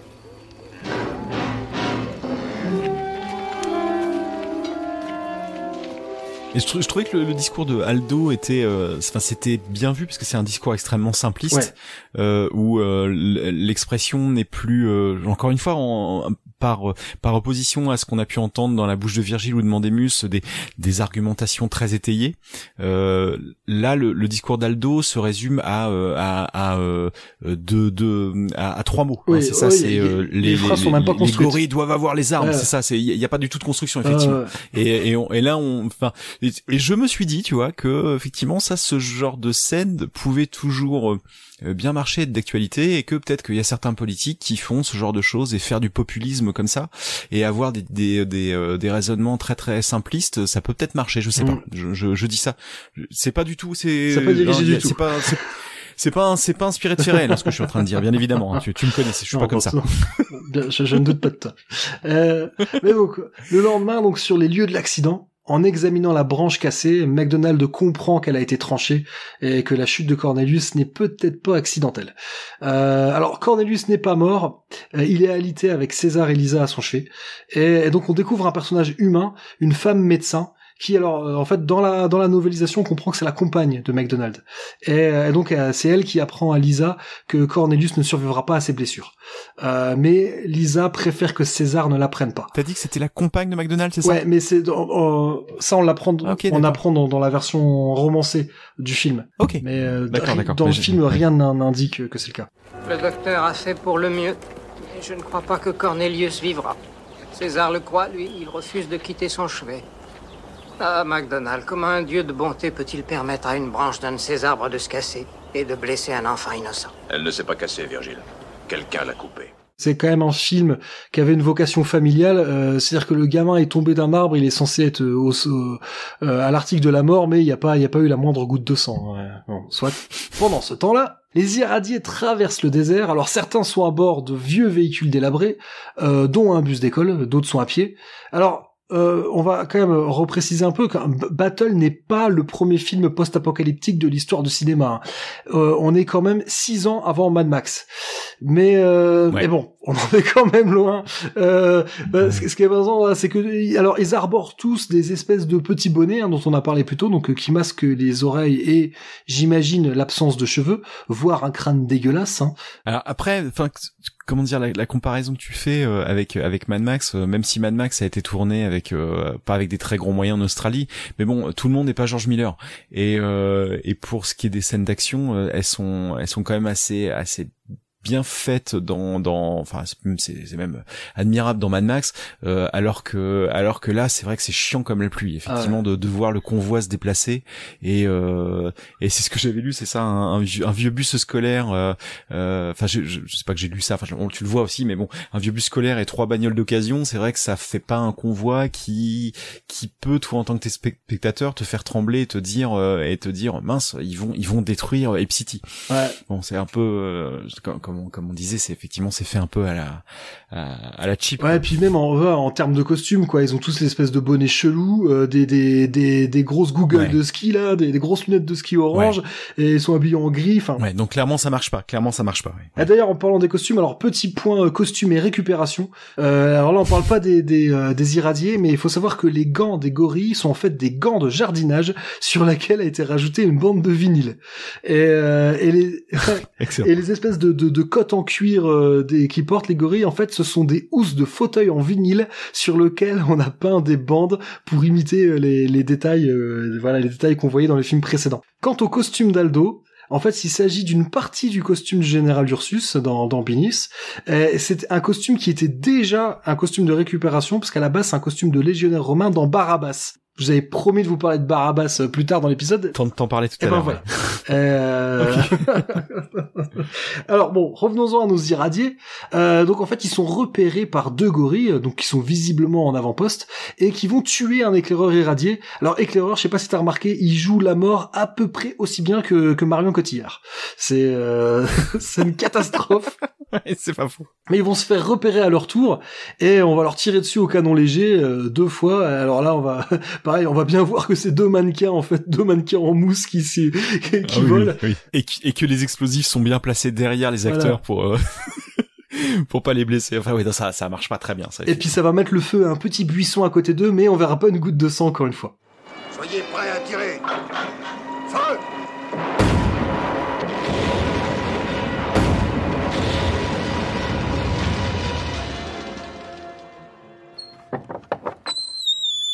On parlait tout à l'heure de photos, justement, on n'a pas parlé du directeur photo du film qui s'appelle Richard Ashcline. Donc c'est le directeur photo, notamment, il a travaillé pas mal avec Richard Fleischer sur L'étrangleur de Boston, un film de 1968, tu ne le diras jamais assez, qui est quand même une année formidable. Tout à fait. En termes de cinéma, on est d'accord. Sur Le Flingueur aussi, avec Charles Bronson en 1970. Sur Soleil Vert aussi, du même Richard Fleischer en 73. Le King Kong de John Guillermin en 1976. Et aussi, il a travaillé avec avec De Palma sur le Fury, sur son Fury en 1978. Quand même pas mal, quoi. Ouais, non, le mec est quand même pas mal du tout, et c'est effectivement pas très étonnant qu'il y ait c'est ce qu'on disait tout à l'heure, que les scènes de nuit notamment étaient très chouettes. C'est peut-être aussi dû au talent de Richard H. Klein aussi en partie, et combiné aussi avec le talent de Thompson. Donc nos deux gorilles qui se sont pris un obus sur la gueule, il y en a quand même un qui a survécu. Et donc encore une fois, il a pas la moindre blessure, mais soit. Il arrive jusqu'à Ape City pour prévenir donc de l'arrivée, de l'attaque imminente des mutants. Alors, faut quand même dire, il arrive en rampant, mais je pense qu'il a une technique assez bien développée. Il rampe super vite parce qu'il arrive avant les irradiés, qui donc comme on l'a dit, sont quand même à bord de véhicules pour la plupart. Il y a un shortcut, c'est sûr. Écoutez tous, les humains nous attaquent. Ils ont tué un gorille et ils en ont blessé un autre. Raconte. Nous étions en sentinelle à l'avant-poste de la cité et nous avons vu leur armée. Ils ont tiré et mon camarade a été tué. Je suis revenu vous prévenir. Ils arriveront ici dans combien de temps? Très vite. Alors il ne faut pas perdre une minute. Rassemblez tous les humains, enfermez-les dans le corral. Aldo, vous n'avez pas le droit de faire ça. Vous agissez contre les ordres de César. César, il n'est pas là. Aldo, apprenant donc l'arrivée des mutants, il décide de donner l'ordre de faire enfermer tous les humains de Ape City dans un corral, malgré les protestations de MacDonald, qui a tout de même eu le temps auparavant de confier à Virgile que la chute de Cornelius n'avait rien d'un accident. Donc Aldo, il va s'asseoir sur le fait qu'enfermer les humains soit contraire aux ordres de César, et il va s'asseoir au sens propre du terme cette fois-ci dans le fauteuil de César, donc comme on l'a dit avant. Donc là, on est en plein coup d'État. Aldo déclare la loi martiale. Donc comme j'ai dit, il fait enfermer les humains manu militari. Alors même si le corral où ils sont enfermés, c'est quand même pas Alcatraz, c'est juste un truc fait avec 4 bouts de bois. Et d'ailleurs, je trouve que ça trahit vraiment le fait que Ape City, c'est en fait que 3 huttes et 2 tentes. Même si Thompson essaie tant bien que mal de nous faire croire que c'est une ville, parce que dans le corral, il doit y avoir en tout et pour tout 15 figurants humains, quoi. Et d'ailleurs sur la façon de filmer, enfin non, on y reviendra après. Excuse-moi, on va y revenir après. On va revenir après pour la scène de la bataille. Donc voilà, donc, Aldo s'empare des armes qui sont toujours gardées par Mandemus, mais cette fois-ci par la force. Nous voulons des armes. Les armes donnent le pouvoir. Alors nous allons chercher des armes. Mandemus. Qui est là? Aldo, le général Aldo. Qu'est-ce que vous voulez? Des armes. Des armes. Que voulez-vous en faire? Nous en ferons ce que nous voulons. Faire ce que l'on veut, c'est la loi du diable. Et qui êtes-vous, Mandemus? Dieu? Je suis le gardien de la conscience de César. Et moi, je suis le gardien de l'armée de César. Vous êtes aux ordres de César. Où est-il? Mandemus, pendant que nous parlons, notre cité est attaquée par les humains et va être détruite. Alors qui se soucie? Où est César? Moi, je m'en soucie. La loi exige que les armes ne soient sorties de notre armurerie que sous l'ordre exclusif de César. Et sûrement pas sous la menace d'une de ces têtes de linotte de subalternes pour qui la guerre ne correspond qu'à une gloire personnelle. Allez chercher César. Lui, je veux bien l'écouter. Très bien. Nous nous servirons nous-mêmes. Allez, prenez tout. Tout. Les boîtes de munitions. Les mitraillettes, les grenades. Arrêtez! Arrêtez! César a interdit de faire ça! Donc cette fois-ci, les irradiés sont enfin aux portes de la ville, mais vraisemblablement personne n'a entendu le bruit des moteurs de leur véhicule. Donc César est informé, il est mis au courant de la prise de pouvoir par Aldo, juste avant que son fils ne meure, non sans avoir révélé qu'il n'est pas tombé tout seul. Donc là, là, encore une fois, là, on a parlé de la qualité du jeu d'acteur de McDowell et la qualité d'écriture, de dialogue de Paul Dehn. Moi, cette scène, je la trouve hyper émouvante. Oui, d'accord, ouais, c'est vrai. Je trouve qu'elle marche, et vraiment, alors, c'est peut-être le fait d'être père de famille, parce que là, en ayant revu le film, je me rappelais plus, parce que ça, comme je l'ai dit, c'est loin d'être mon préféré, donc celui-là, contrairement aux autres, je l'ai pas vu beaucoup de fois. Et là, je l'ai revu beaucoup de fois pour préparer cet épisode. Et à chaque fois, moi cette scène elle me met limite la larme à l'œil quoi. Alors je sais pas, c'est parce que maintenant je suis père de famille et que je comprends le désarroi de César, mais quand il parle à Cornelius, moi je trouve cette scène hyper émouvante. Ouais, elle est vraiment chouette. Ouais. Puis il y a beaucoup de sobriété dans le jeu des deux acteurs, de Nathalie Trundy et Roddy McDowall. Elle marche vraiment très bien effectivement. Et même en VF, parce que je l'ai regardé quand même en VO et en VF, je trouve que Serge Lorca fait bien le taf. Il a réussi à retranscrire toute l'émotion toute l'émotion et la retenue que met Roddy dans cette scène. Il a réussi à bien la retranscrire. Voilà, encore une fois. Mais je pense aussi que le dialogue est super. Et le dialogue, moi, je trouve vraiment beau. Je crois que vous devriez aller voir Cornelius.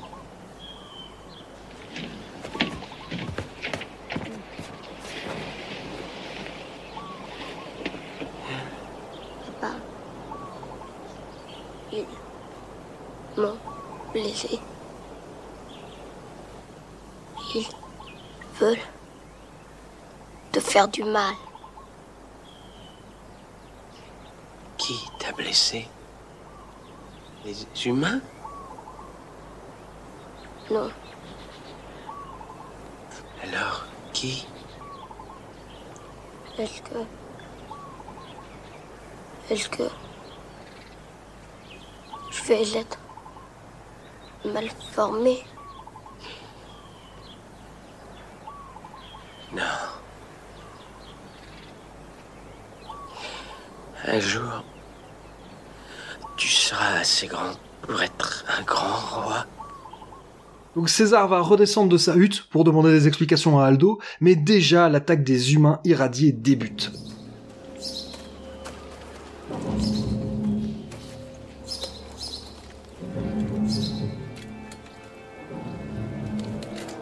Bien, nous y sommes. C'est leur ville. Je veux que lorsque nous partirons, il n'y ait plus un seul arbre encore debout, ni un bout de bois cloué à un autre bout de bois, ni quoi que ce soit de vivant. Je veux que ça ressemble à la ville où nous vivons. Qu'est-ce que c'est que ce tas d'ordures? On dirait une espèce de barricade. Rien qu'une simple petite bombe ne puisse faire sauter. Alors, elle débute par l'explosion d'une hutte dans un arbre. Je sais pas si tu as remarqué, mais je pense qu'ils n'ont fait exploser qu'une seule hutte et qu'ils l'ont filmée sous plein d'angles différents et on va la revoir pas mal de fois. Alors ouais, c'est ça. Justement, quand tu disais que le Ape City c'était littéralement 3 huttes et 2 tentes, c'est ça. Et d'ailleurs, c'est dit dans le reportage qui est en bonus et qui accompagne le coffret de DVD qui avait dû être édité il y a plus d'une dizaine d'années, hein, je crois que c'est ça. Ouais, il y a pas loin de 15 ans même. Ouais, il y a pas loin de 15 ans et ils le disent effectivement que déjà pour ce film, ils le disent à plusieurs reprises dans la partie consacrée au film que ils ont vraiment eu des gros problèmes de budget et ils montrent après précisément avec un astucieux petit montage que finalement cette fameuse hutte, ils ne l'ont fait exploser qu'une seule fois, mais comme tu dis, ils avaient mis 4 caméras et ça leur a permis même des fois de réutiliser aussi plusieurs plans et c'est vrai qu'effectivement là on est tout à fait dans le cheap et dans des effets de montage pour simuler plusieurs explosions. Mais tu vois, et encore une fois, je trouvais que dans Conquest, Jack Lee Thompson en jouant avec les différents angles et on se rendait pas compte nécessairement que tout était tourné dans une seule rue. Enfin, j'exagère en disant une seule rue, mais c'est quasiment tout le film était tourné sur une place. Et honnêtement, on n'a pas.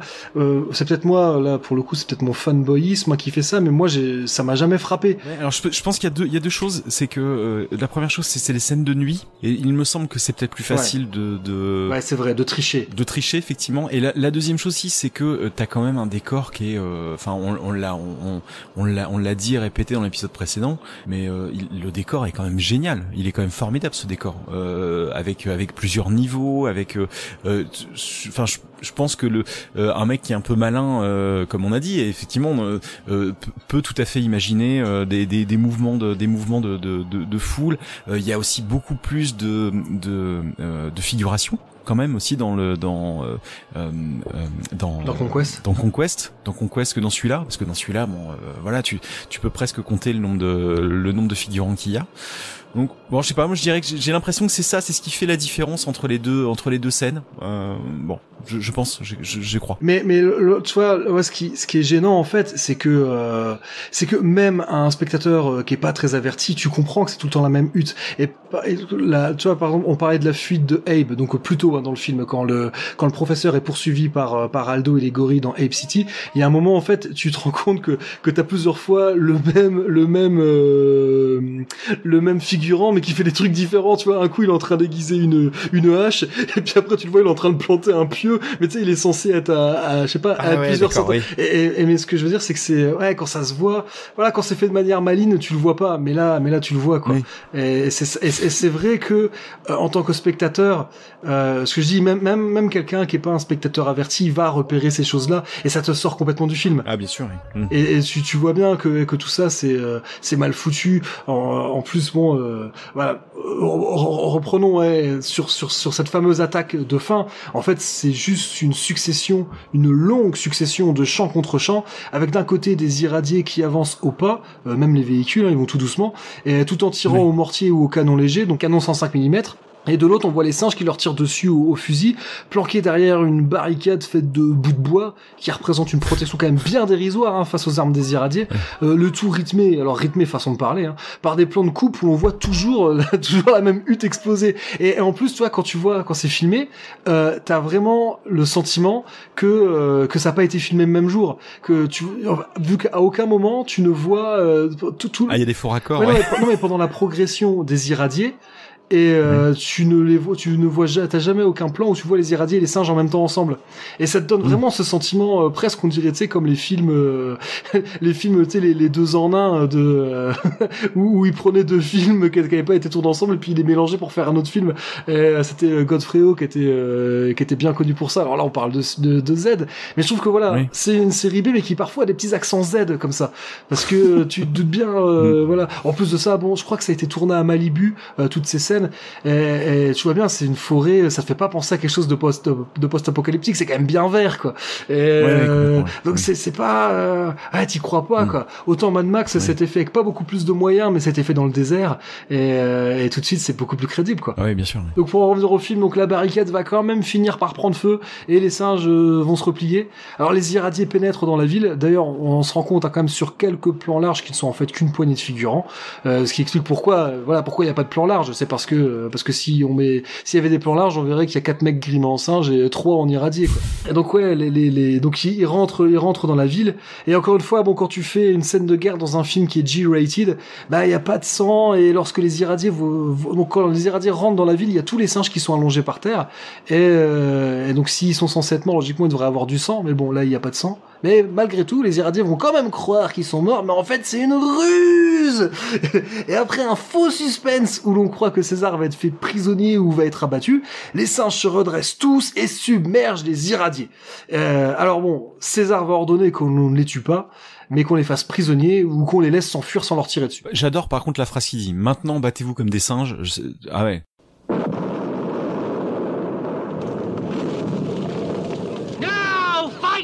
Ouais, c'est vrai que ça sonne bien. Fight like apes, même si tu te demandes à quoi ça ressemble à... Oui, c'est ça. Alors, mais c'est justement, je me suis dit, écoute, en le revoyant tout à l'heure, je me suis posé la question ce que c'était de se battre comme des singes, et je me suis dit que peut-être allait-il retrouver comment dire, pas l'astuce, mais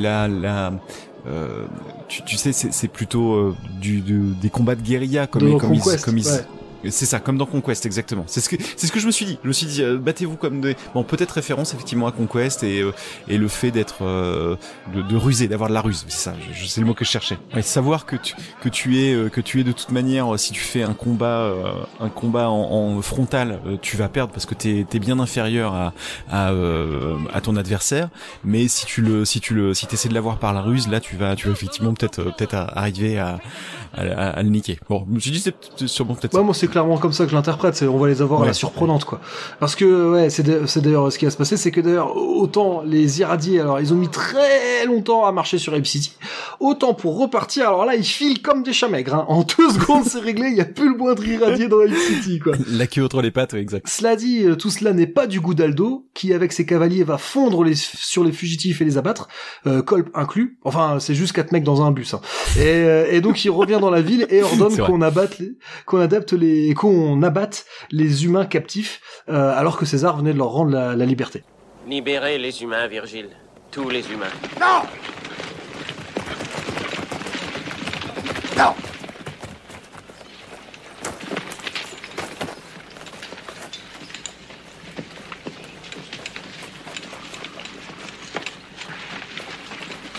C'est une ville de singes, et c'est Aldo qui dit ce qu'il faut faire maintenant. Nous n'avons rien à leur reprocher, on doit les libérer. Tu aimes les humains? Tu veux qu'ils sortent du corral? Bon, très bien. Tuez-les! Tuez-les! Tuez-les tous! Attendez! Attendez! Nous ne devons plus tuer, Aldo. Baissez vos armes et ramenez-les à l'armurerie. Non! Nous gardons les armes.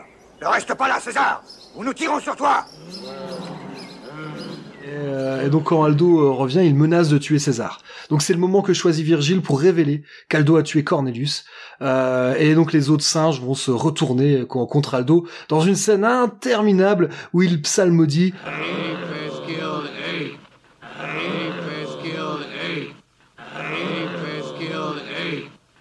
Donc alors Aldo va s'enfuir sur un arbre. Alors pareil, c'est quand même la décision la plus con du monde.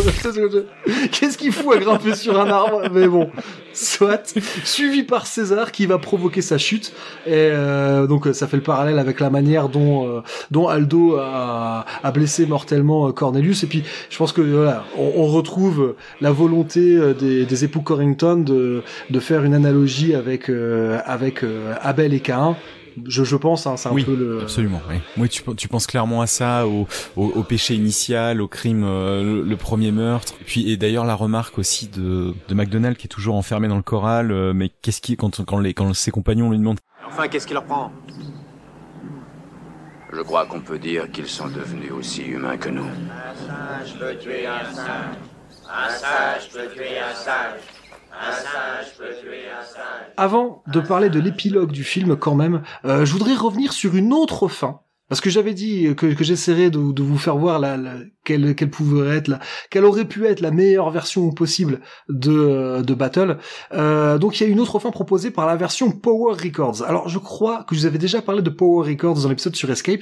Donc il s'agissait en fait de 45 tours avec un petit fascicule qui présentait des versions très condensées des films de la saga Planète des Singes, donc qui se destinaient à un public plutôt enfantin. Alors c'est ce qui explique d'ailleurs pourquoi il n'y en a que 4. Il y a celui pour Planète, pour Beneath, pour Escape, mais il n'y en a pas pour Conquest, puisque Conquest est quand même assez violent. Mais malgré tout, pourquoi je vous parle de Power Records, c'est parce que cette version qui se destine à des enfants, la fin, qui est quand même très proche de la novélisation et aussi de ce qu'on va trouver chez Marvel en comics, la fin, elle est plus badass que celle qu'il y a dans le film. Charging from the rear, Aldo and his troops cut down the panicked invaders to the last mutant, Kolb. Power Records, c'est des versions condensées. Et le fait de condenser, ils sont obligés de proposer un peu des alternatives au scénario. Alors, dans le cas de Battle, la bataille finale se déroule à la fois différemment, mais aussi beaucoup plus vite. Ce qui est pas plus mal, parce que moi, je trouve vraiment qu'elle manque de rythme. Alors, dans le film, on ne voit les gorilles à cheval qu'à la toute fin. Alors que clairement, tout le long du film, ils n'attendent qu'une chose, c'est de pouvoir faire la démonstration de leur force, et quand enfin ils peuvent le faire, ils ont disparu. On se demande ce qu'ils foutent dans le film. Ils doivent être dans la vallée, selon César. Alors tactiquement, on comprend pas trop l'intérêt de ne pas être là quand on a besoin d'eux. Mais alors dans la version Power Records, ils n'attendent pas que les mutants atteignent Ape City, mais ils vont au-devant d'eux et donnent la charge. Alors, mais ils vont battre en retraite sous les hurrahs des mutants qui pensent avoir gagné la bataille, et donc les mutants entrent dans Ape City sans trop de résistance. En même temps, les chimpanzés, les orang-outans, c'est pas des militaires. Et les quelques gorilles qui sont restés dans la ville, ils sont là, ils sont occupés à garder les humains qui ont été faits prisonniers. Et donc, ce qu'on retrouve aussi bien dans la version Marvel, dans la version novélisation et dans cette version Power Records, c'est que Culp utilise un lance-flamme. Enfin, sauf que dans la version Marvel, c'est pas Culp, c'est Break, mais soit. Et donc, il utilise le lance-flamme, qui est clairement une référence au lance-flamme qui est utilisé lors du conditionnement des singes dans Conquest. Donc une fois que la colonne de mutants est dans la ville, Aldo et ses gorilles leur fondent dessus et les taillent en pièces. Et d'ailleurs dans la version novélisée c'est clairement et dans la version Marvel c'est bien bourrin quand même.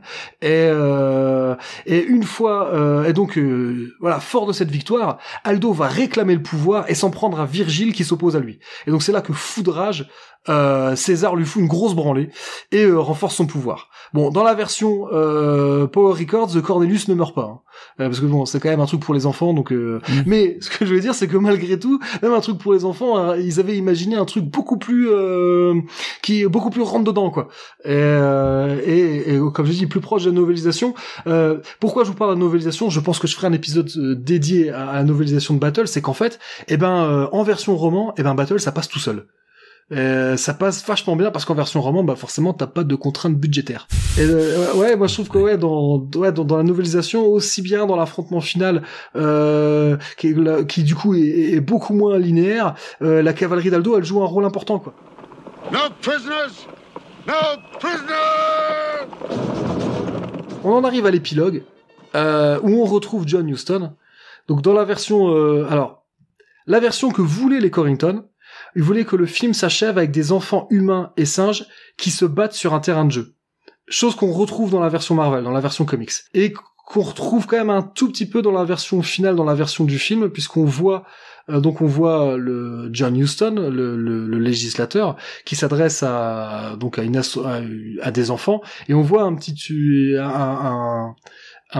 singe qui tire la natte d'une petite fille. Oui. Un petit chimpanzé. Oui. D'ailleurs, la scène est assez bien filmée puisque au début tu penses que il est juste au bord de la rivière, le législateur en train de tenir palabre comme on dirait dans La Tour sombre de Stephen King. Et là dans cette scène là dans l'épilogue, et la caméra se recule, donc mouvement à la grue, et tu découvres après les enfants qui sont en train de jouer autour, et après ça finit donc sur la statue de Cornelius,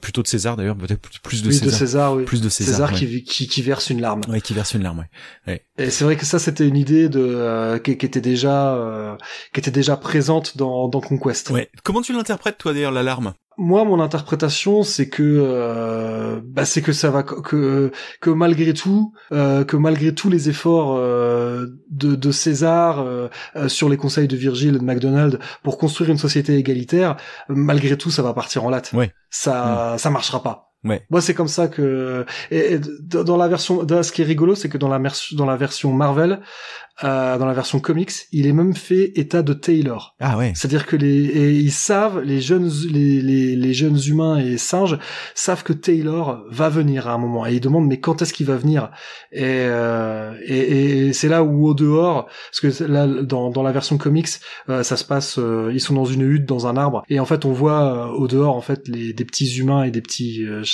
singes qui se foutent sur la tronche, et donc on comprend que c'est qu'on est vraiment dans une timeline circulaire, et qu'ils auront bon faire tout ce qu'ils voudront, à la fin il y aura quand même un Taylor qui va atterrir et qui va découvrir une société qui est complètement inégalitaire, aussi bien pour les singes que pour les humains. Ouais, c'est ça, il y a une sorte d'évocation d'un paradis perdu, puisque c'est ça, cette attente dont tu parles, elle est évoquée dans les dialogues par le grand législateur, justement dans le film, là cette fois pas dans le comics, et ouais, cette attente va mener à avoir effectivement la société inégalitaire dont tu parles, ouais.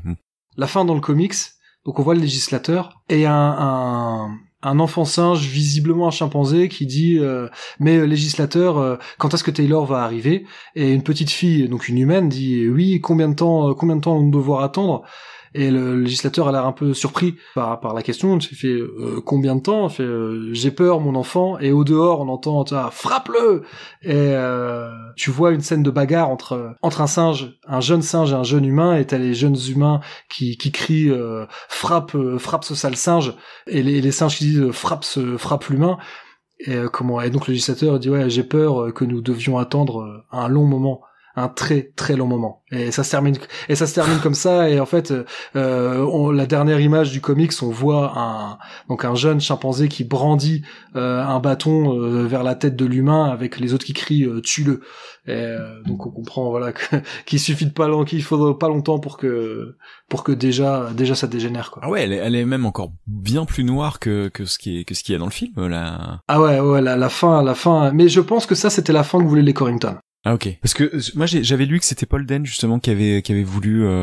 Paul Dehn lui réclame la paternité de la version avec la statue qui pleure. Ouais, ok, d'accord. Ouais. Mais c'est vrai que revenons-en aux différentes versions du Lawgiver. Moi, je trouve que le Lawgiver, donc le législateur de Battle, je le trouve très très différent de celui de Planet et de Beneath, donc les 2 premiers films. Rappelons que dans le premier film, le législateur décrit les humains, l'être humain comme étant le fourrier de la mort. Beware the beast man, for he is the devil's pawn. Alone among God's primates, he kills for sport, or lust, or greed. Yea, he will murder his brother to possess his brother's land. Let him not breed in great numbers, for he will make a desert of his home and yours. Shun him. Drive him back into his jungle lair, for he is the harbinger of death. Là, voilà, on n'est pas dans cette question-là, donc ça laisse à penser que pour moi, j'y vois pas un problème de continuité, mais là, j'y vois l'idée que le discours du législateur, qui à la base est un discours de paix et d'amour, qu'il a été dévoyé au fil du temps. Et bon, il y a voilà, encore une fois, je ne m'inspire absolument pas de certaines religions monothéistes. Non, pas du tout, pas du tout. Non, c'est pareil que ce qu'on disait tout à l'heure par rapport à la politique. Non, c'est complètement ex nihilo, c'est hors sol là, hein, évidemment, tout ce qu'on est en train de dire.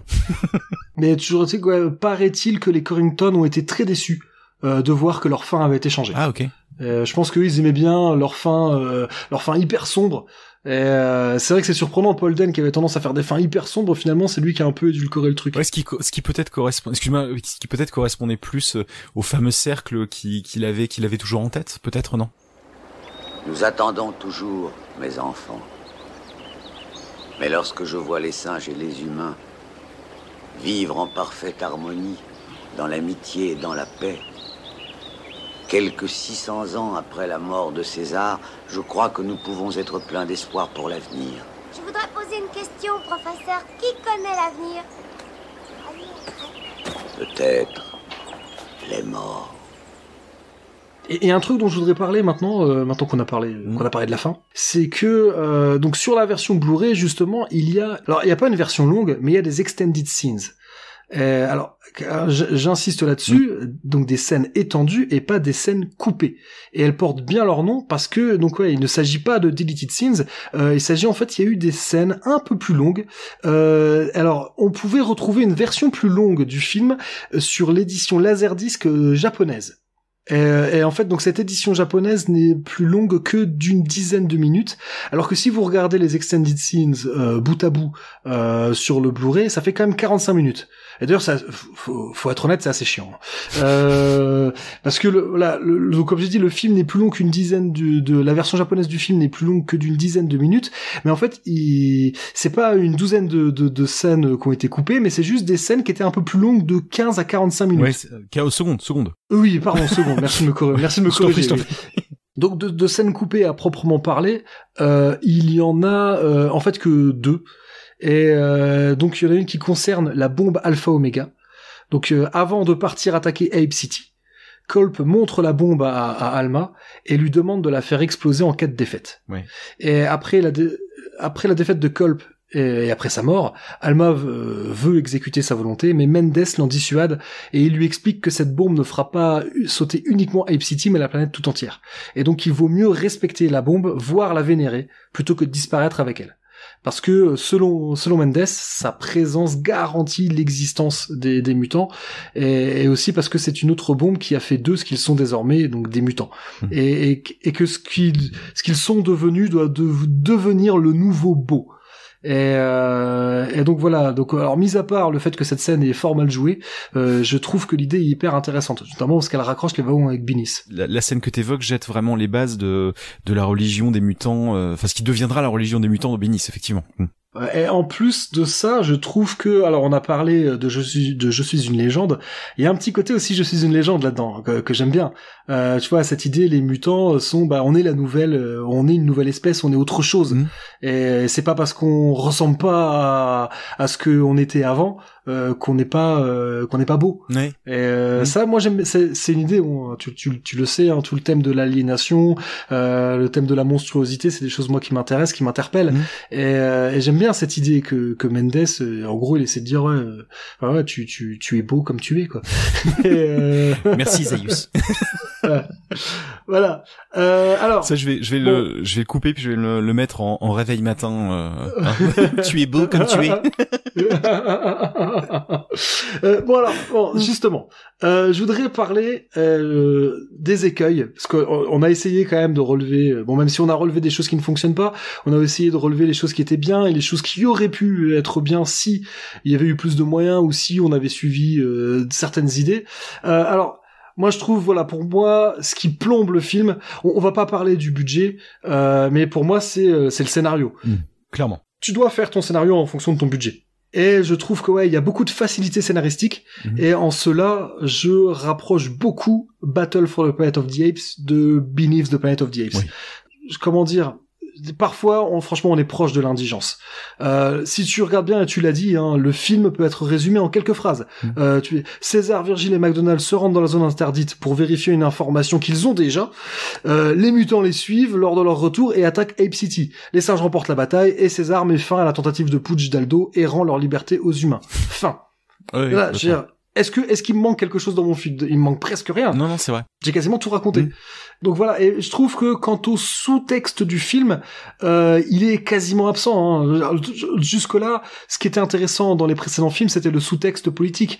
Et là, il est tellement dilué qu'il n'en reste plus rien. Je veux dire, c'est une dose homéopathique de Planète des singes, quelque part. Oui, c'est vrai. Mais oui, parce que effectivement, comme tu disais, il y a toujours des thématiques de fond, que ce soit, t'en as parlé, l'annihilation dans le premier épisode, dans le second, dans le premier, dans le deuxième, toujours un sous-texte politique aussi. La situation des Noirs dans l'Amérique des années 60-70, il y avait aussi un fond de féminisme, on l'a dit dans le troisième épisode, mais là c'est vrai que pour se mettre quelque chose sous la dent qui soit de l'ordre du sous-texte, faut aller chercher loin quand même, pour pas dire que je pense même qu'il y en a pas. Enfin, moi j'en ai pas vu en tout cas, quoi.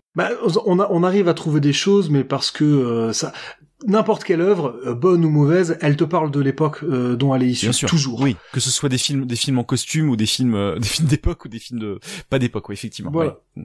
Voilà, et donc c'est pour ça qu'effectivement il y a des parallèles à faire avec la situation géopolitique de l'époque. On a parlé de la guerre froide, et bien évidemment que ça se ressent. Mais voilà, est-ce que c'est vraiment la volonté des auteurs ou c'est juste parce qu'ils sont là-dedans et que ça transparaît? Difficile à dire, mais moi je pense que je pencherais quand même pour l'option ils avaient pas grand-chose à dire, quoi. Oui, clairement. Peut-être aussi parce que est-ce qu'il y avait la place pour un cinquième film? C'est aussi ça, quoi. Alors, autre chose, moi, qui me dérange un peu, c'est vrai, il y a un côté un peu philosophie de bas étage. Hein. Alors, c'est peut-être ce que j'ai fait aussi avant, en disant que les gens sont beaux tels qu'ils sont, mais je trouve que quand même qu'il y a beaucoup de choses qui sont dites dans le film qui ressemblent quand même à de l'enfonçage de porte ouverte. Même si, voilà, là-dessus, j'ai le cul un peu entre deux chaises. Peut-être que certaines idées simples méritent parfois d'être rappelées. Alors, oui, les armes, la guerre, c'est mal. Oui, on ne répare pas une souffrance par une autre souffrance. Oui, tout savoir est bon, c'est juste l'utilisation qu'on en fait qui est néfaste. Tout ça, ça semble évident. Mais peut-être que ça ne l'est pas pour tout le monde. Et puis, encore une fois, je rappelle que Battle a été envisagé comme un film tout public. Et il y a des fois, il y a des trucs qui, à nous, adultes, nous semblent un peu, comment dire, un peu robinet d'eau tiède. Peut-être que quand t'es enfant, c'est bien aussi d'entendre ces choses-là. Donc, je serais là-dessus, tu vois, je vais dire que je serais un peu le cul entre deux chaises. Mais peut-être que pour expliquer ce qui m'a dérangé, j'ai envie de faire encore une fois un emprunt à Eric Green, donc j'ai parlé plusieurs fois dans les épisodes précédents, qui est l'auteur de Planet of the Apes as an American Myth, et lui, il a relevé un truc que personnellement j'avais pas tilté, peut-être inconsciemment, mais pas inconsciemment en tout cas. Il dit que pour la première fois de la saga, le personnage principal n'est pas un alien. Parce que si tu regardes dans Planète Taylor, tu vois, il est différent de tout le monde. Il est considéré comme un alien. C'est ce qu'il est. Un humain qui parle dans la société des singes dans la planète des singes, c'est un alien. Ouais. C'est également le cas de Brent dans Beneath, aussi bien quand il est avec les singes que quand il est avec les mutants. Il est toujours dans la position d'un alien.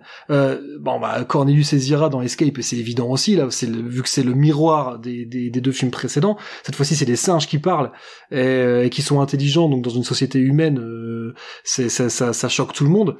Et c'est également le cas de César dans Conquest. Il ne vient pas de la ville, il a été tenu à l'écart des grandes villes par Armando, il n'a pas vu l'asservissement des singes, donc à chaque fois, le personnage principal est un peu en position de spectateur. Et il découvre en même temps que le spectateur le côté ahurissant de ce monde. Et dans Battle, le spectateur, il tient plus pour un personnage venu d'ailleurs et appartenant à une espèce dominée. Tu vois, il y a aussi ça, je pense, qui peut-être est une faiblesse du film, c'est que moi, en tant que spectateur, je ne me suis projeté dans aucun personnage. Ouais. Dans Battle, c'est un peu plus compliqué, quoi. Je sais pas si toi t'es d'accord avec ça. Moi, ce qui effectivement, par rapport à l'identification nécessaire dont tu parles finalement, comment dire, il y a peut-être que le personnage de César est trop dans le doute et trop effectivement attentiste, comme pour vraiment pouvoir se dire il est intéressant et tu peux t'intéresser à lui vraiment. Bon, effectivement, je suis assez d'accord avec ce que tu dis, ouais.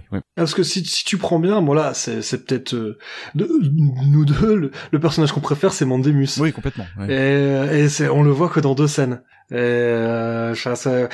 a pas ce côté. C'est peut-être aussi pour ça que le côté sous-texte politique passe à la trappe, parce qu'on n'a plus ce personnage qui vient d'ailleurs et qui lui va considérer les choses différemment. Oui. Et donc mettre le doigt sur tout ce qui est dysfonctionnel dans ce monde. Là, on a juste une histoire. Au final, cette histoire-là, qui est des singes et des humains ou pas, elle marcherait quand même. Enfin, tu vois, il y a plus tout ce truc-là. Tu pourrais avoir la même thématique sans les singes, que ça marcherait, quoi.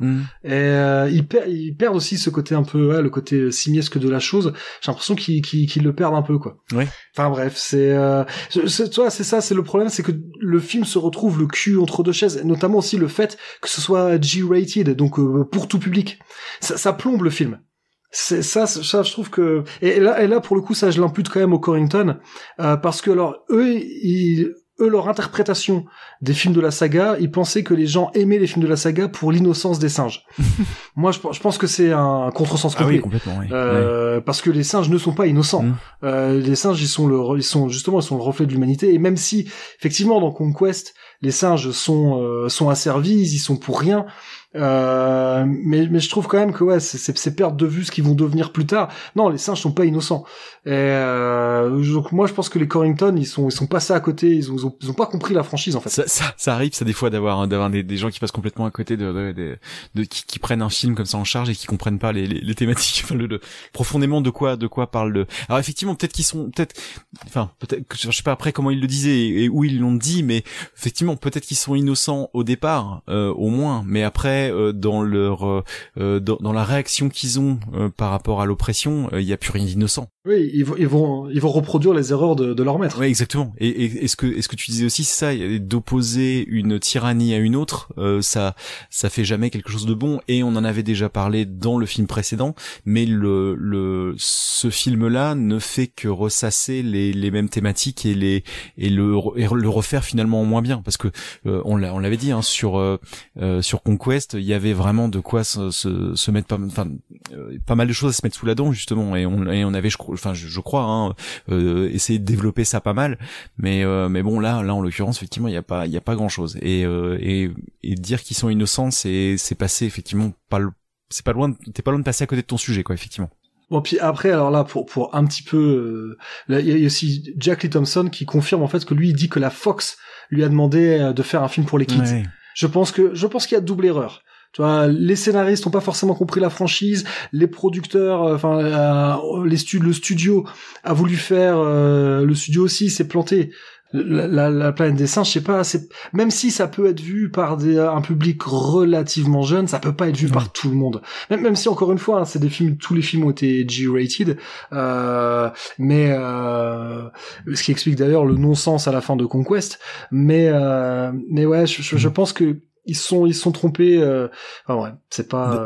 Il y a trop d'erreurs en amont pour rattraper le film. Bon après voilà, on va quand même évoquer le budget, hein, on l'a dit, le budget est vraiment trop peu conséquent pour un tel film, hein. Comme on l'a dit, souvent les acteurs décrivent ce qu'ils voient ou plutôt ce qu'ils devraient voir, donc ce qui veut bien dire que les images ne sont pas assez parlantes, et le plus choquant c'est que parfois ce qu'ils décrivent n'apparaît même pas à l'écran. Tout à l'heure t'as parlé des vergers, effectivement les éclaireurs de Culp décrivent Ape City comme une ville étant entourée par une ceinture de vergers et de plantations, on les voit pas dans le film. Ouais, je suis d'accord. Ouais, c'est vrai. Et ça bon. Et un autre exemple aussi, c'est quand César à un moment il parle de la salle de classe au début du film. Or l'école elle est donnée en plein air. Sauf que dans la novélisation il est bien question d'une salle de classe. Donc t'as l'impression qu'en fait au dernier moment ils se sont dit merde on n'a pas le budget pour c'est trop compliqué. Oh tant pis on va le faire en plein air. Mais sauf que le dialogue il est resté écrit comme ça. Et tu vois ça c'est quand même c'est un peu gênant quoi. C'est vrai que la salle de classe c'est littéralement 3 rondins 4 planches et voilà c'est bon. Ouais. T'as une salle de classe ouais. Donc il y a quelques incohérences au niveau des dates qui sont restées au montage final et ça trahit quelque chose. En fait le scénario n'était pas terminé quand ils ont commencé le film. Et ça encore une fois c'est confirmé par Jack Lee Thompson.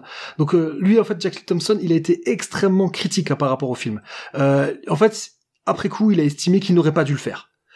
Parce que le script était mauvais, parce qu'il était rapiécé, et quand il a accepté de faire le film, on lui a dit que le script n'était pas terminé. Donc lui, il a essayé de le retravailler avec les Corrington, mais d'après lui, hein, ça c'est sa version peut-être qu'il essaie aussi de se défausser, hein, de leur remettre de remettre la faute sur eux, mais il dit ils ont jamais réussi à parvenir à quelque chose de satisfaisant avant le début du tournage. Et donc Thompson s'est dit qu'il arriverait peut-être à redresser tout ça au tournage, ce qu'il a pas réussi à faire, et donc après il s'est dit tant pis je vais essayer de sauver les meubles au montage, et ça se sent hein, que le film qu'il était charcuté. Il y a 2-3 notamment dans la bataille finale il y a 2-3 moments au montage où moi je trouve que ça tient pas trop la route quoi. Et notamment il y a un passage où on voit Virgile qui s'avance vers les barricades et s'apprête à tirer alors que juste avant on a vu les singes qui reculaient, donc ça n'a aucun sens. Et en fait ils ont tellement charcuté le film que au bout d'un moment le film n'était plus assez long. C'est pour ça qu'ils ont rajouté des trucs. C'est pour ça que comme tu l'as dit au tout départ, la partie avec John Huston, tu dis mince, ils ont cramé 4 minutes à nous raconter les films, mais c'est en fait le film n'était plus assez long tellement ils avaient enlevé de trucs. Et il est assez court, hein, on le redit, 1h26, c'est vrai que tu te dis un film comme ça qui fait même pas 1h30, alors que le premier fait pas très loin de ces 2 heures, je crois. Il fait 1h52. Monsieur connaît ça par cœur. Ah ouais, ça, je le connais par cœur, ouais. Ouais, c'est ça. Donc tu te dis, bon, il y a quand même 26 minutes de moins entre les deux films. Bon, il y a 5 films, effectivement, entre les deux, mais bon, ça fait mal, quoi. Ça fait mal. Ouais. Mais c'est vrai que, honnêtement, c'est un film de la Fox, mais on a beaucoup parlé de Roger Corman avant, mais je trouve que, à bien des égards, ça ressemble à du Roger Corman. Tu vois, c'était quoi la recette Roger Corman? C'est, lui, pour tourner un film, en fait, il lui fallait, avant de tourner le film, il y avait d'abord le titre, donc un titre accrocheur, l'affiche, donc forcément une affiche avec un pitch qui tient en 2 ou 3 taglines et qui promet de la baston, des jolies filles court vêtues et puis il fallait une bande annonce. Avant de tourner le film, il tournait la bande annonce et en fait Roger Corman lui il caviardait les bandes annonces avec des explosions et des cascades qui étaient même pas dans le film. Et je trouve qu'on retrouve un peu ça en fait dans Battle. Oui, c'est on est dans la série B, mais la série B qui lorgne parfois vers le Z quoi. Oui. Je suis cruel hein, en disant disant ça, mais ouais, mais tu l'avais très bien résumé dans un tweet que t'avais fait où tu parlais justement de la saga, où tu disais que voilà, bah tu pars d'un chef-d'œuvre et après tu vas vers des films de série B, enfin un mauvais film, après 2 films de série B très sympathiques et où il y a de quoi se mettre des choses sous la dent, et puis tu finis par un Z. Ouais, c'est bon, j'exagère en disant Z. Non, mais après, je crois vraiment que t'es pas très loin de la réalité de ce que ça a été, et la façon aussi dont les films ont été pensés, parce que Battle a été fait comme on le disait tout à l'heure, juste avant la série, que la série ne soit mise en chantier. Mais ouais, pour revenir à ce qu'on disait, donc la partie critique dans le sens négatif, tout le monde est quand même, il y a un truc sur lequel Battle fait l'unanimité, c'est que tout le monde est d'accord sur le fait que le film n'est pas particulièrement bon. Alors Frank Capra, lui, reconnaît qu'il n'y avait pas assez d'argent et que tout le monde manquait de jus. Lui, il regrette juste que le film n'ait pas eu la marque visuelle des précédents épisodes et qu'ils aient manqué de temps. Donc comme j'ai dit, le film a été tourné en l'espace d'un mois et demi, et que ça manque de continuité en termes d'écriture. Mais alors que tu vois, Thompson, pour en revenir à ce que disait Thompson, lui il pense que le gros problème, c'est que Paul Dehn n'a pas été complètement en charge de l'écriture. Lui, il se dit que si Paul Dehn avait fait tout le scénario, certainement que le film aurait été mieux. Mais il accepte quand même sa part. Thompson accepte quand même sa part de responsabilité dans le fait que Battle est, de son propre aveu, un mauvais film, et il regrette carrément de l'avoir tourné. Ah ouais, carrément, ouais. Et pour revenir aux critiques, alors cette fois-ci aux critiques, les journalistes, en gros, personne n'a été tendre avec le film. En caricaturant un peu, le consensus, c'est il était temps que ça s'arrête. Voilà. Bon, comme j'ai dit, voilà, malgré tout, il y avait quand même quelques bonnes idées. Moi, j'aime quand même, moi aussi, j'aime bien le début, comme toi, parce que voilà, il est centré autour des singes et ça prolonge le plaisir en tant que fan. J'aime bien le côté, le fait que les gorilles, que les singes soient végétariens, et ça rattrape une connerie qu'il y avait dans Planet of the Apes, dans le tout premier, parce que Cornelius évoque quand il parle de ses fouilles archéologiques, il évoque le fait qu'il a retrouvé les restes d'un gorille primitif cannibale, ce qui est une connerie sans nom, parce que les gorilles sont complètement végétariens. Et, alors que les orang-outans et les chimpanzés, ils ont un régime omnivore, ils peuvent chasser. Mais bon, bref. Ça, je trouvais ça marrant, que le fait que la société simiesque soit une société végétarienne. Ouais, bien sûr, ouais. Et je regardais justement après ce qu'avait fait Jack Lee Thompson. Bon, il a à partir de 75, on va dire, jusqu'à la fin des années 90, il a fait énormément de films avec Charles Bronson, donc des films qui étaient clairement des films d'exploitation après, et notamment il a tourné Death Wish 4. Donc il y a un justicier dans la ville, le 4e, qui a été fait par la Canon, alors qui est réputé comme étant catastrophique, et j'ai dû voir ça mais il y a très très longtemps et je regarde pas un souvenir impérissable. Two kids looking for a new thrill. Hey, just like I promised. Yeah, sure. But this time the thrill went too far. Crack has claimed another victim. Dealers are making up their own rules, and no one is able to stop them. Somebody has got to crack down. Who are you? Death. Charles Bronson in the biggest death wish ever. They have to be stopped, cousin. Death Wish 4, The Crackdown. Jack Lee Thompson, disons qu'il a plus œuvré pour la cause du bon cinéma dans les années 50-60 que après. Enfin moi je vois, il y a Huckleberry Finn qui est pas très très réputé comme film. Puis après Saint Ives, je sais pas comment ça se prononce, mais ça a l'air d'être avec Jackie Bisset notamment aux côtés de bon Charles Bronson qui a tourné dans des sacrés daubes après. Bon bref. Alors qu'en 68, il jouait dans Il était une fois dans l'Ouest, qui est un des plus grands films de l'histoire du cinéma, mais bon. On est d'accord, voilà, on est d'accord. On peut pas gagner à tous les coups. Non, c'est sûr. Out of the Forbidden City they roared, to settle once and for all, who had the right to rule the planet, ape or man. Donc je pense qu'il est temps de conclure. Yes. Est-ce que tu as une dernière chose à dire? Est-ce que tu as envie de dire quelque chose Parce que c'est pas le dernier épisode de Cornelius Enzira, loin s'en faut, mais c'est vrai qu'on boucle un peu une boucle. Ouais, exactement, ouais. Tu vois ce que je me dis après tout ça? Si ça pouvait faire naître des vocations, parce que alors il existe quand même quelques podcasts dédiés à la planète des singes, mais ce sont des podcasts anglophones.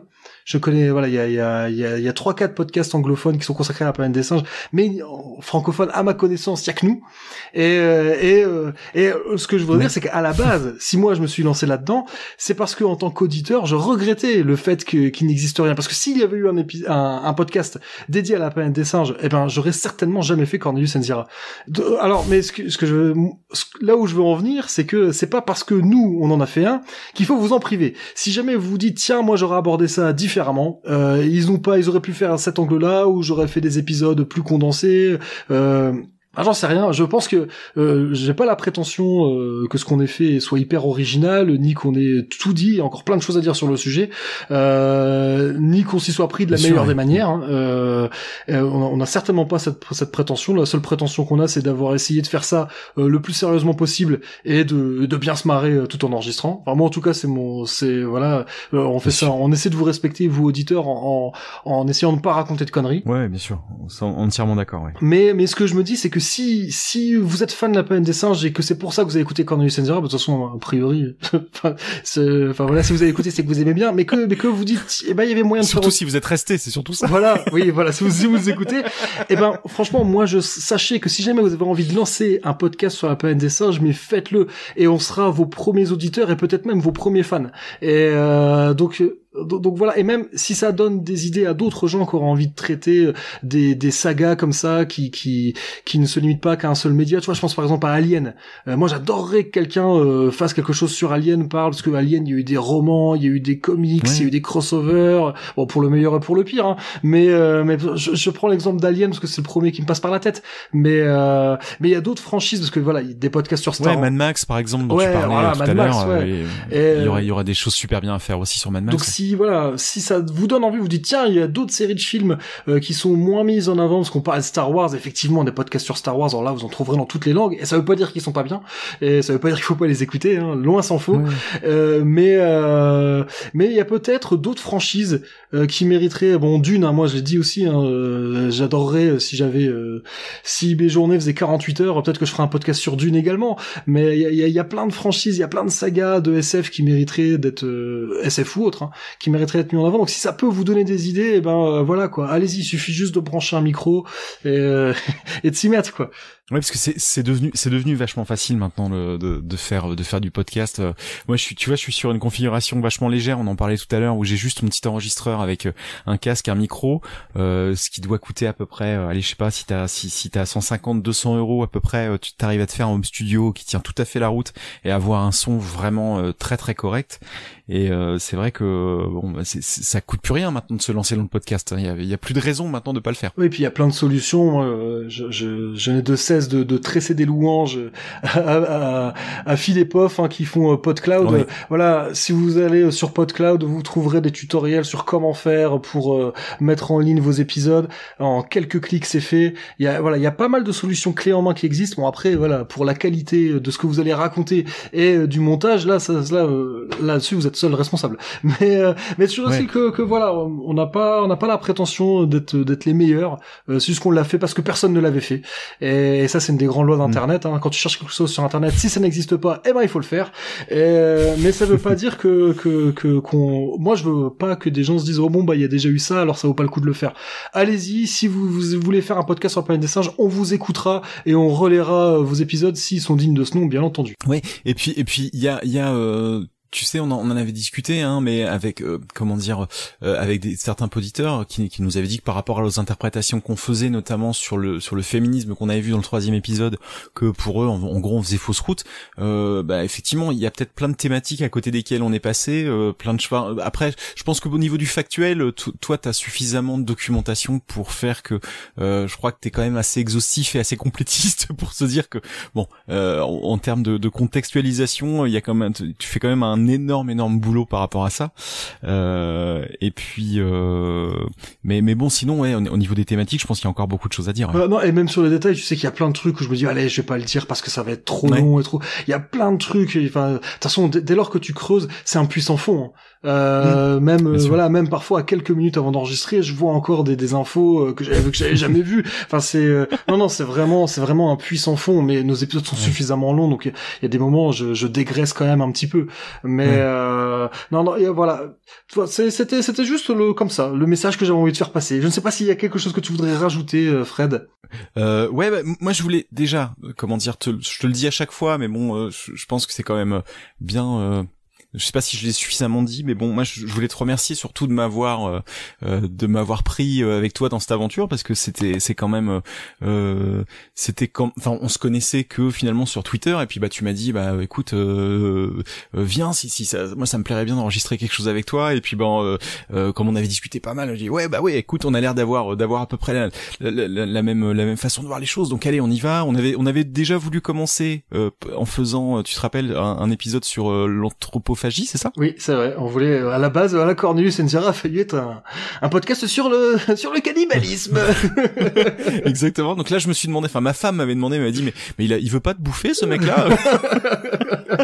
Voilà. Alors, ça nous a permis aussi de nous rencontrer. Ça, c'était quand même génial que tu puisses venir en Normandie avec ta femme et tes enfants. Et ça, on avait passé un bon moment à la maison. T'étais venu manger à la maison. C'était avec ta petite famille. Et c'était vraiment super de se voir.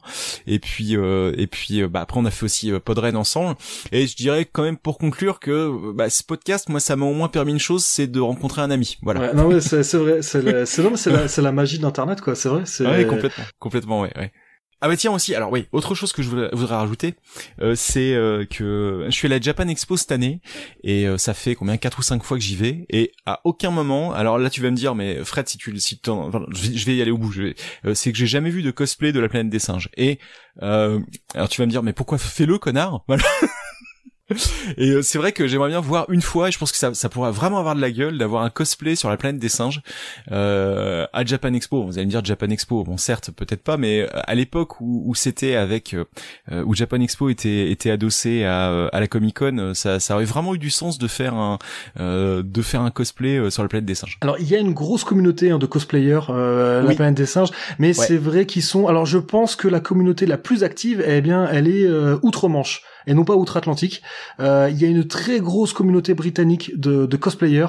Alors je pense qu'il y en a aux États-Unis également, hein, mais peut-être c'est l'impression, peut-être c'est par rapport à la différence de taille. Je m'attendais pas à voir, mais vraiment au Royaume-Uni, il y a une grosse communauté de cosplayers. Mais c'est vrai que moi c'est un univers auquel je suis un peu étranger, hein, donc je vois ça d'un peu loin.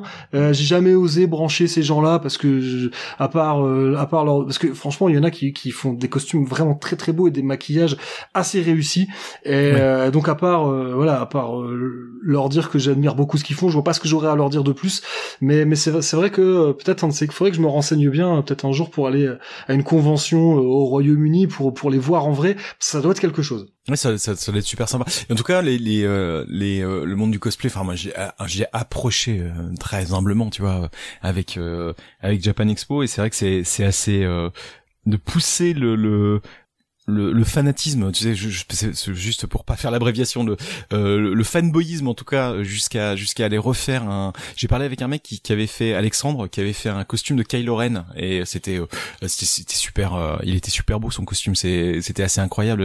Il va vraiment chercher dans tous les détails de ce qui est le casque notamment, abîmé volontairement, refaire de la peinture, etc. Mais c'est un travail de dingue, hein. Vraiment travail de dingue. Ah non, mais c'est clair que les cosplayers ont beaucoup de talent, quoi. Parce que ça, voilà, ils allient passion et talent, et ça c'est moi qui ai deux mains gauches, et Dame Nature dans sa grande générosité m'a fait droitier. Je suis très admiratif de ça, quoi. Je pense que là on peut conclure, hein. Yes. Si vous avez écouté cet épisode à bord d'un bus scolaire conduit par Otto, ou bien en faisant de l'urbex à Tchernobyl, ou encore en faisant un trek dans les coins de Fukushima, eh bien vous étiez dans le vrai. Et d'ici aux prochains épisodes, eh bien, portez-vous bien, prenez soin de vous et de ceux que vous aimez, et à bientôt les Spartiates.